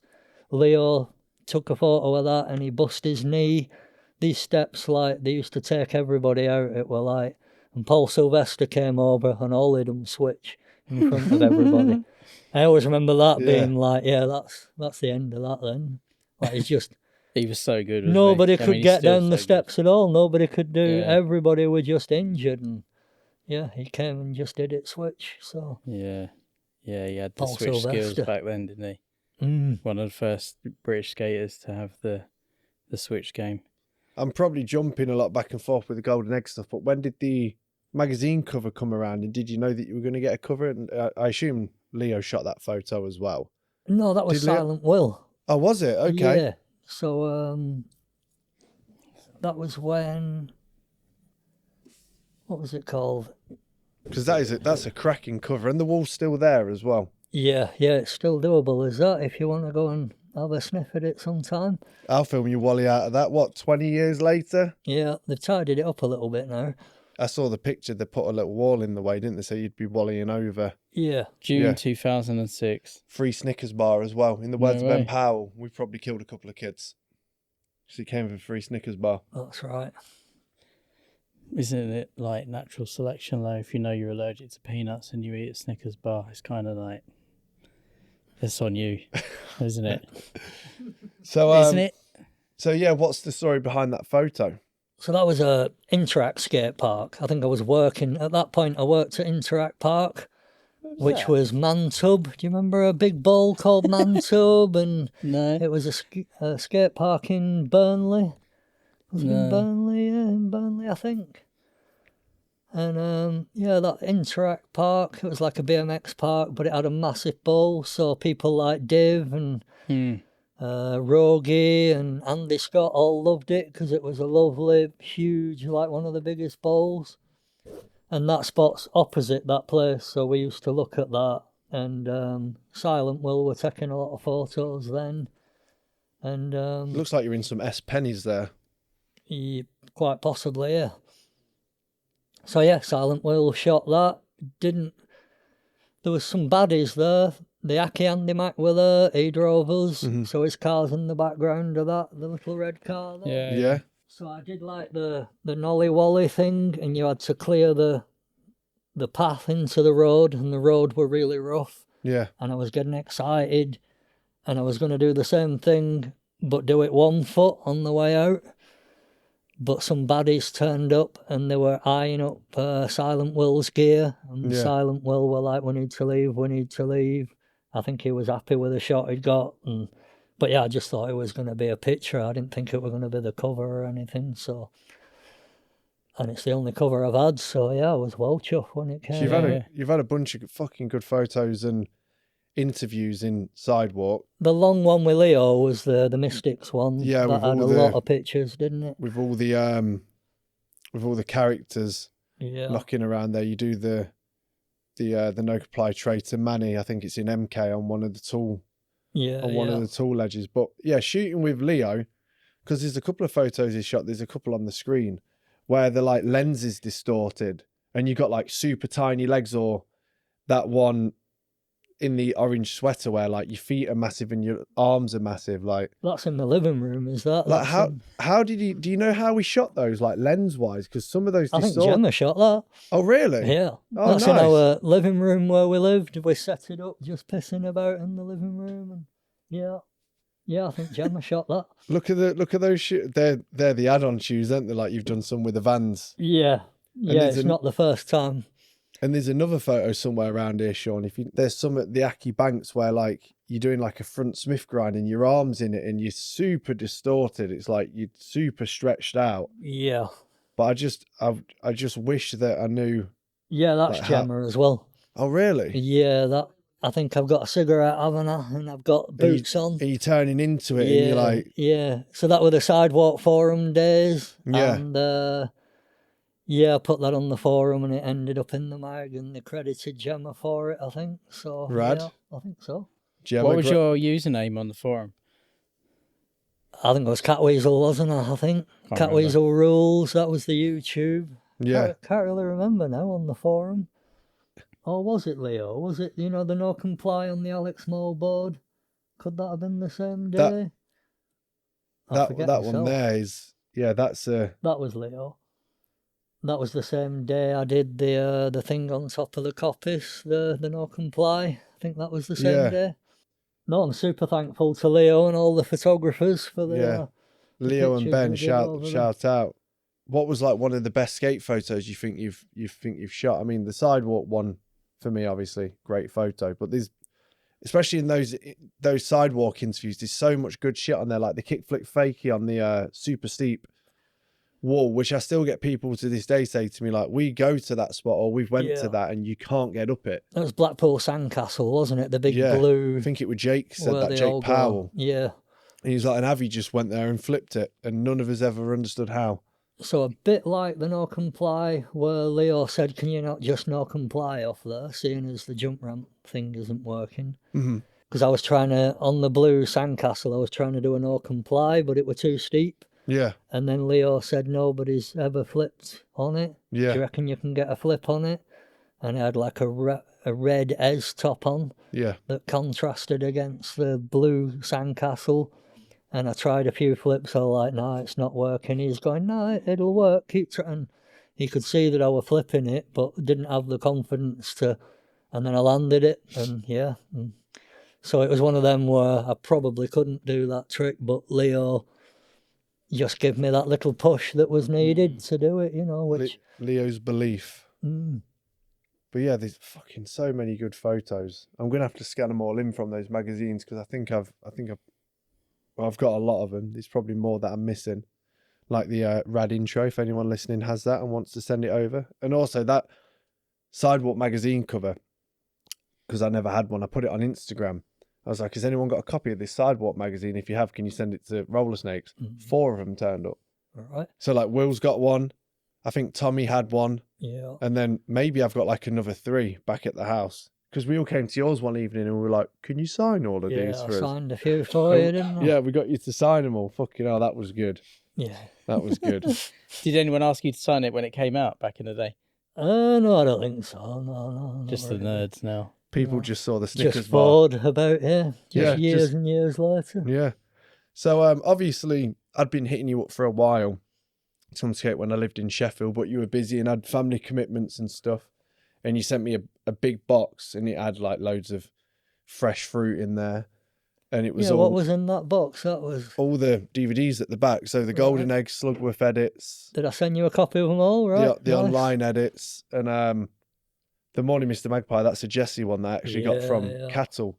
But yeah, it was just full of like random, and then there was like loads of pictures and random kind of like still cutouts with the character with the long like bottom lip.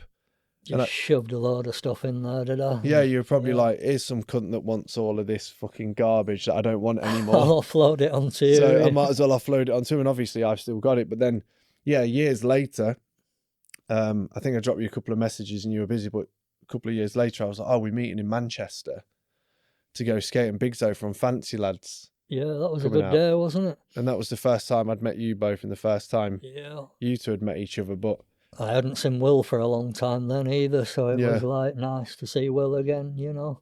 yeah, Yeah.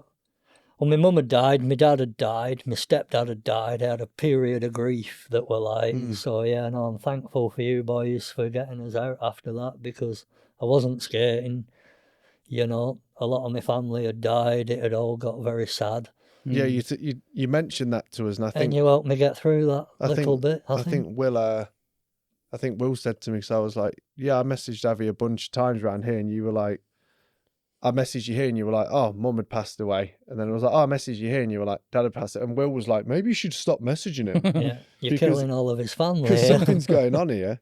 Because I understand I was pretty ruthless with being like, Avi, you coming out? Avi, you coming out? No, not really. He was trying to motivate the whole affair, I think. But yeah, like I say, it was a perfectly timed for me because Yeah. I was. If you've been through grief for like 4 years, you're definitely ready for some. Like you feel like you've earned a little bit of fun after that. You sort of like once you start to feel better about yourself and you get over it, you're like, oh yeah, I'm gonna buy a skateboard again. I'm gonna do this again. I'm gonna allow myself some fun. It's, you know, because I was there when my mum, dad, and stepdad, all 3 of them, when they actually died, I were there. So that were quite It's a fucking hard hit. traumatic. Yeah, Yeah. just to see people dying on the regular like that when you've never seen it before. It's Yeah. like, yeah. So yeah, since then. And then Foz reaching out and doing us the guest board and doing the Papillon series and all that. Yeah, it really helped to bring me, you know, out of all that really. Yeah. I was gonna ask you about the Heroin board series, and was it like new artwork that you'd painted for them to fit the boards, or was it pre-existing stuff? And how did you send it to him? Because the clarity of the images on those boards is amazing. Yeah. Yeah, well, the guest board with the butterflies and stuff were sending emails That to should each be other. that should be round there.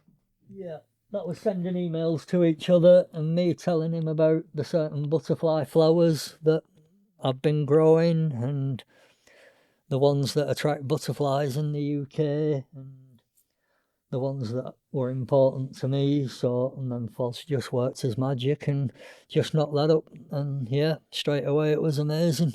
I think the first one he should have done should have been gold. Like, and I think he did one at I've got 2 gold ones. The golden eggs, yeah. So I've got 2 gold ones at home still. Yeah, it's an incredible board, that is. Yeah. And then, I was stoked when I think we were on the way to see Daz at that time. We were on the train down to maybe Portsmouth or somewhere, me, you and Will. Yeah. And you were like, oh, I'm getting this board on heroin, but you can't tell or show anyone. Yeah. And obviously you showed me and I just told everyone. Yeah. I didn't really. But the Papillon series, that was, Forde said, have you got any artwork you'd like to do? But I was going through the grief a little bit at that time. So I said, I've got a load of artwork here that I did a few years ago. Oh, so he contacted you a while ago to do the... Yeah, so I series. just sent a load of artwork over and I said, I've not really got time to like finish it or do anything because they're very unfinished looking pictures. And I said, if you wanted to like add the detail to it, or I wasn't really sure. But I said, there's a load of artwork there. Mm-hmm. And he said, oh, I can do something with that. And he plucked all the best bits out and worked his magic. And yeah. He should get you on another series because I'm sick to fucking death seeing these egg bastards. You had a bunch of those at the Satan Prem, didn't you? Those paintings. Yeah, the rest of the artwork. I had one. I gave it all out, didn't I? Yeah. Yeah, I had one off you. I can remember. Yeah. Yeah, everyone was stoked on that. Yeah, that was rad. I've got one of those framed at home. Was it a series of 4 boards for heroin? Yeah. Mm-hmm. Yeah. But there was loads of the paintings, weren't they? There was like you came with like about 20 odd, wasn't there? There was a big stack, yeah. I think I've got another stack at home at the minute of about 20 or 40. When I get carried away doing paintings, I definitely can knock quite a lot. Well, if you want to get rid of any of them, there's another video coming out in February, so we can... we can give some more artwork away, can't we? Yeah. But then, yeah, on the premiere of the Satan vid, there's that last board to your left. It was really hard to keep that secret because I can't really keep secrets about anything. Yeah. But I can't. And then the details on the day was like, I was talking to Will, I was like, do we give it to him at the Prem? And Will was like, if you go to the Prem and give it to him at the Prem, it's too much pressure. That was really unexpected. It was like, oh, he's done a board. Look at that. So it was managed to get Mercer and Daz to hiding in the van, sit in the back of the van. Yeah. And I can remember on the Prem night, I gave you like a stack of them.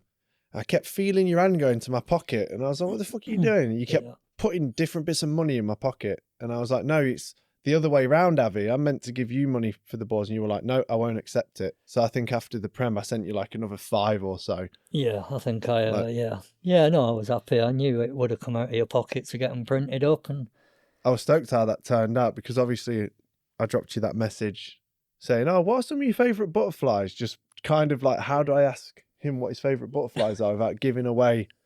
And then it was all handmade. Super proud of that board. It's like, yeah. But those boards did really well. Like a couple of, I think one of your mates in Germany like ordered, so I can't remember what his name was, but yeah, it was like his I've got some family that live in Germany. Yeah. And I tried to make it so the graphic fit on a 7.5 the same as it fit on a like a 925 as well. That's why there's a I mean, there'll be a bit of trimming on the other ones, but yeah. You did us some 7.5s personally, didn't you? So I could like skate 2 or them. 3 of those, I think. Yeah. And my nephew, I think he bought one recently, and yeah, quite a few people ended up with those. Yeah. No, thanks for that. No, I'm stoked on it. Thank you. Another board for the pal. That's it, which I'll probably get back in a couple of years. You'll probably be like, here you go, mate. Do you want these back? Yeah. All that's kind of left on there is like miscellaneous stuff, really. Just like random bits and bobs. Like Mars Rushforth saying that when he used to skate Clifford as a kid, every time he did a frontside grind around the bowl, he'd have a tin whistle. Did he see a little bit of that behaviour, did he? Yeah, it was like, nice. It was like I never spoke to him, but it was like I'd go there and Avi'd go around the bowl and go, oh yeah, with this tin whistle.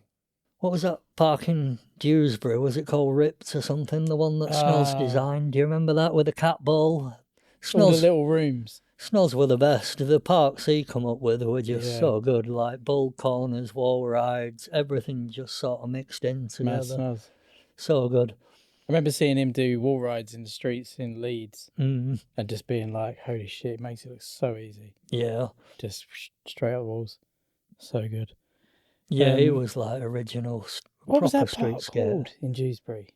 Is it called Ripped? No, is that the wrong one? I think it might have been. Dewsbury. Joxer always said it had the little ball that they call the cat tray. It was sort of like a really tiny ball, but it was loads of fun, wasn't it? Mm-hmm. I went there with my friend Stuart Scott, the egg, and The egg. he put his coat down and with his keys in, and then at some point went out to the car, realised his car had been stolen, Fucking hell. and called the police. And within about half an hour, this really like heavy set policewoman turned up with the keys, and she's like, "Yep, I caught him." And it was like some little 12-year-old had come into the park because Dewsbury was pretty Robbed his rough. Wasn't it? keys, Got his yeah, that keys, area, taking his yeah. car for a joyride. She'd driven past him, this little child in his old Nova, and was like, okay, that's obviously not him. And I recognised him. And then drove the car back. So within the space of like an hour and a half, the car had been found to be stolen and returned back to us at the park. That's that efficient ended well then, I policing. It was really suppose. so funny.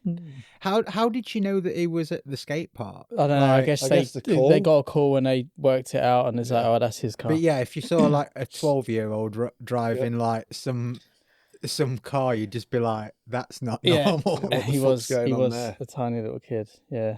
So what's been going on recently then? What are you currently working on, and your job, etc., and any hookups from people? What's been going on over the last 3 years? So I did an apprenticeship as a joiner Mm. when things, when life started to feel a little bit skint again. I thought I'd better knuckle down, and so me and Gemma got a house. Gemma did a degree in environmental science, and I started to work properly.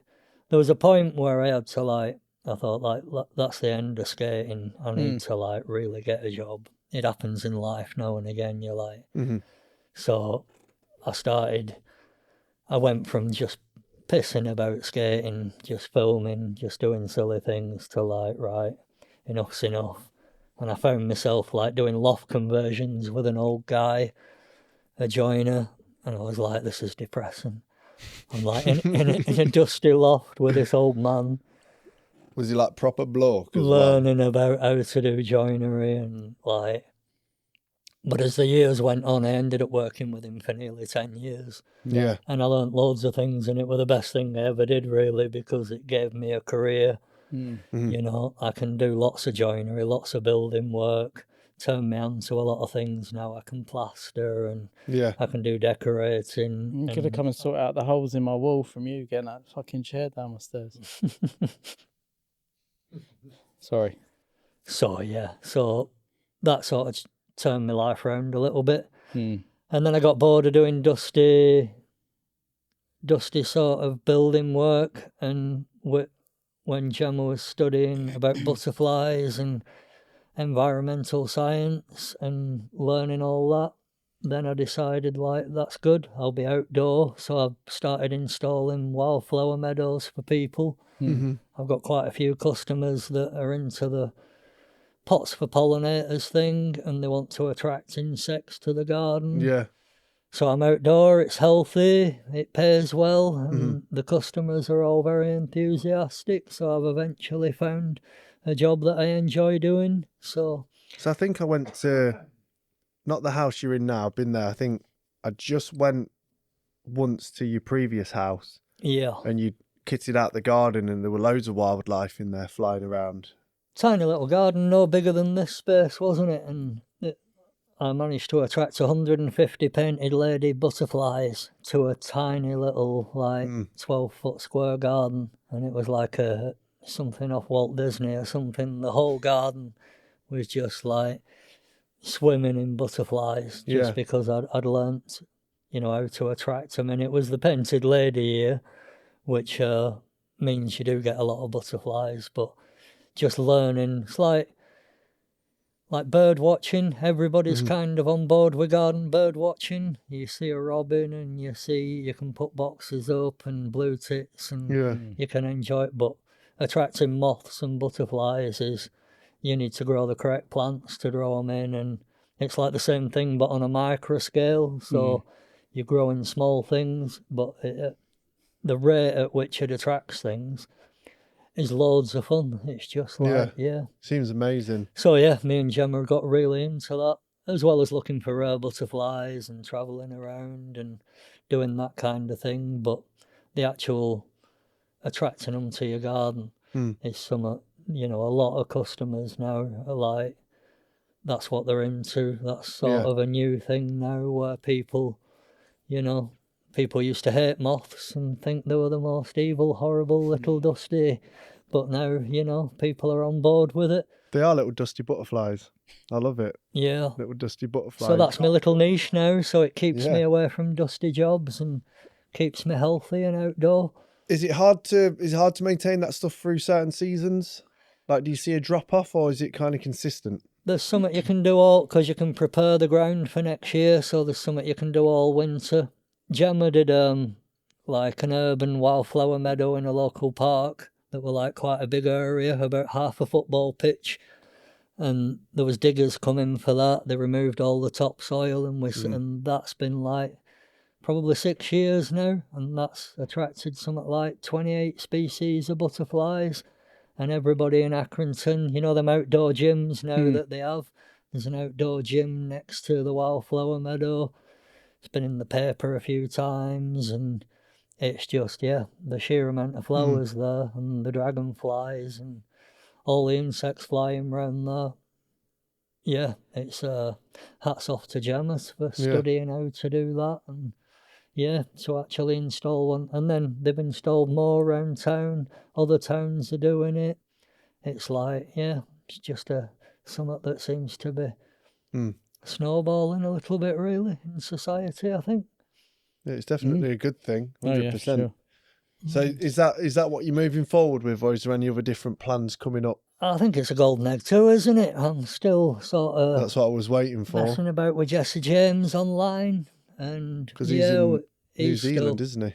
Sends a lot of, you know, clips and funny emails, and the banter's still there. We're still enjoying, you know, but he's got things going on in his life, and any know, naked clips? We're all getting older, aren't we? So, but he's motivated to get to the end of it, I think. But it's probably me holding it up. I need to pull my finger out, do a bit more footage, maybe. But wait for the snow to fall and get a couple of snow clips, and you'll be laughing. I did quite a lot a few years ago, you know, so there's footage. There's definitely lots of things been filmed. Yeah, I had trouble where I was like a hold up where I was like, I want to do some tricks where butterflies appear. So like you do a trick and butterflies appear. Well, like the logistics of that can't be too difficult. And then you get them cards now, don't you, where you open a card, a butterfly flies out. I thought, but I'll make my own sort of butterfly. So I made a load of butterflies in that vein and bought a load of cheap elastic bands and wound them all up. So I had like 100 butterflies ready to like galvanise into action, if you will. But because I bought cheap elastic bands, they all snapped. As they were all wound up, I could hear this bag of like, snap, snap, snap. When I eventually did it, all the elastic bands had snapped. So that was a setback. And then I tried doing it again another way, and that didn't work either. I've had this like battle of trying to like... So yeah, you know, when you get stuck on one thing and you think, oh, it's easy to do that. The other things have gone really smooth and quickly, but... I mean, I sometimes just get stuck on doing a fucking good 5-0 grind, not trying to figure out something where butterflies appear out of out the ground. What has been your all-time favourite clip that you filmed? Like the wackiest, most creative one that you're most proud of? Probably not myself. Probably Jesse when he did the tipple over down the bank with the fake piano, with a set of Skittles at the bottom. And it's not on the cover of the back of that DVD, is it? I can't remember. That golden egg. No, it's not. I know which one you mean. It was but the setup for that was very unusual, and it made for a good photo. But so probably not. Jesse is the hero, isn't he? Yeah, Jesse's incredible. Shout out to Jesse, Will Daz. Yeah. and all of those guys. I think the Zen Flip's still one of my favourites, and the No Comply Traitor Nose Manny Downhill. Yeah. That's one of my favourites as well. But I think the Zen Flip across the bench, because it flips back off and you land on it and you turn and you're like super shocked. Yeah, that face with Gemma filming. Yeah, that's got to be up there, hasn't it? Yeah.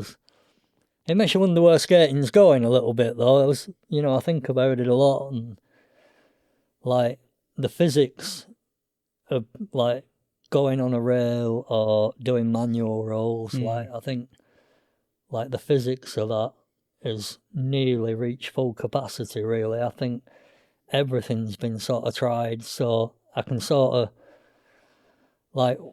When Rodney Mullen had the block that went towards him and he didn't move and he did the nose wheelie, I think the physics of things moving around you is going to become more prevalent in the future, I think. Like coping that moves, things that spin round, things that floors that move. If you've got a mani pad that's moving and you go at it at a certain speed, if it's coming this way towards you, it's going to slow you down. If it's going the other way, it's going to speed you up. So it's like that Japanese super rat guy. He's called Yoshi. Yeah, he's rad. Forgot that.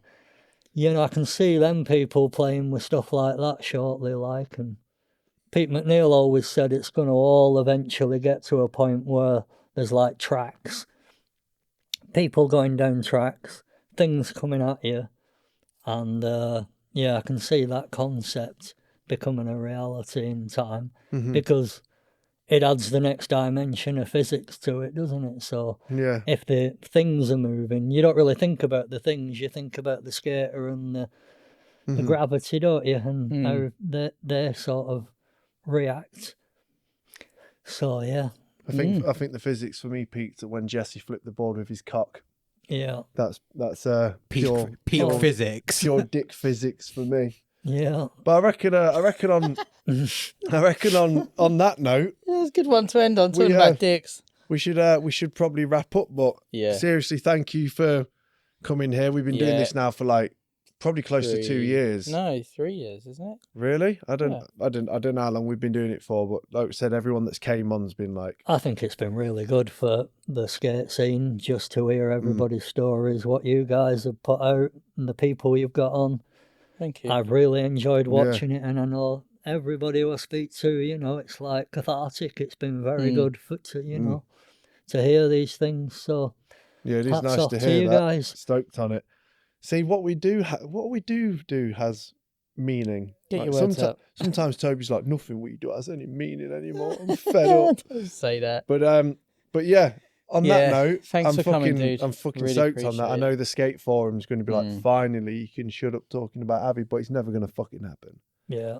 I'm a nervous guy. I'm not really. This isn't but we've done it, haven't we? So, is this the first time talking on camera? I think so, yeah, really. Wow. First time talking on what camera. An honour. Yeah, it's been a massive honour. Yeah, Thank you. well, you know, I'm thankful for everything you've done with the podcast. You know, I really do think it's been good for the UK skate scene. I think to hear all them stories, and I think there's more to come. I think it's, one of the best things to come out of skating. What's your favourite episode been? Favourite episode? We should start asking people that at the end of episodes so we can find out if they truly watch it. And if not, just catch them out. Yeah. I like the Joxer episode because I love Joxer, you know. I like the Joxer episode. Obviously, the Carl Shipman episode was pretty epic. So many, isn't there? I think the Mackie episode was like, that was like a turning point of like, fucking hell. Like, we filmed with him for like 5 hours, maybe more. It was more than that, wasn't it? Yeah. Well, I think we got here at 11 and finished at like 4:30 or something. It was pretty crazy. But yeah, Mackie was a massive advocate, weren't he, for being like, you need to get Avi on. And before we actually met, Ali Khan's was good. I really enjoyed that. Big up Ali. Really enjoyed that episode. I think a week or two before we met, we had an event here, and Ben Powell was here, and he was like, you're quite weird, ain't you? Like, to you? Yeah. He was like, you've got all the weirdos, but you still ain't got the main one. And I was like, you're going to say Avi? He's like, you need to get Avi to complete. So I was talking to him about the Satan vid. He was like, you kind of need Avi now to finish that. And then 2 weeks later, Big Zo was like, dude, I'm flying to the UK. And I was like, this has got to get Avi. Yeah. after the 50th email that I've sent you? I've got a lot to be thankful for Ben about, you know, because he definitely encouraged me a lot, you know. Ben and Leo were... And when you think, you know, like, it's just like, yeah, he just definitely had me back in certain periods. And, you know, that's kind of what you need when you're trying to put more stuff out there. He was definitely encouraging. Yeah, Ben's rad. Shout out Ben, Leo, fucking Big Bird, Will, Jesse, Daz. All those boys. Fucking I'm everyone. sure I've missed loads of people, but yeah, there's a story about Dennis when he went to, you know, Big Woody. Big Woody used to have a skate park called Lytham. Yeah. Lytham St Anne's, and he made the floors red with some paint or other, and my brother used to go there. We used to skate a little bit, but my brother used to skate for 8 hours solid. He had a white t-shirt, and when he came out, it was red from head to toe. He used to slam that much. It just completely turned him red. Like, I remember that being hilarious, yeah. There's a lot more Dennis stories. Well, hopefully... There's a lot more stories, but yeah, I think you've had the best ones. Hopefully, if Dennis is listening to this one, we'd like to get Dennis on and just dive into what's going on. Anyway, on that note, let's get a fucking round of applause because I'm stoked on that. The way to kick off 2026. Happy birthday. Cheers. It was a week or two Merry ago. Christmas. And hope everyone's had a Merry Christmas. Make sure you stay tuned to Merry all of our Christmas, social media and buy a couple of copies of the Brain Drain comic. Oh, yeah. Right, let's go. Let's go skate. Oh, I need to go and sit down a bit more. One more round of applause. Thanks, dude. Thank you very Cheers. much, Avi. No worries, Right, let's go. Oh, These are gone.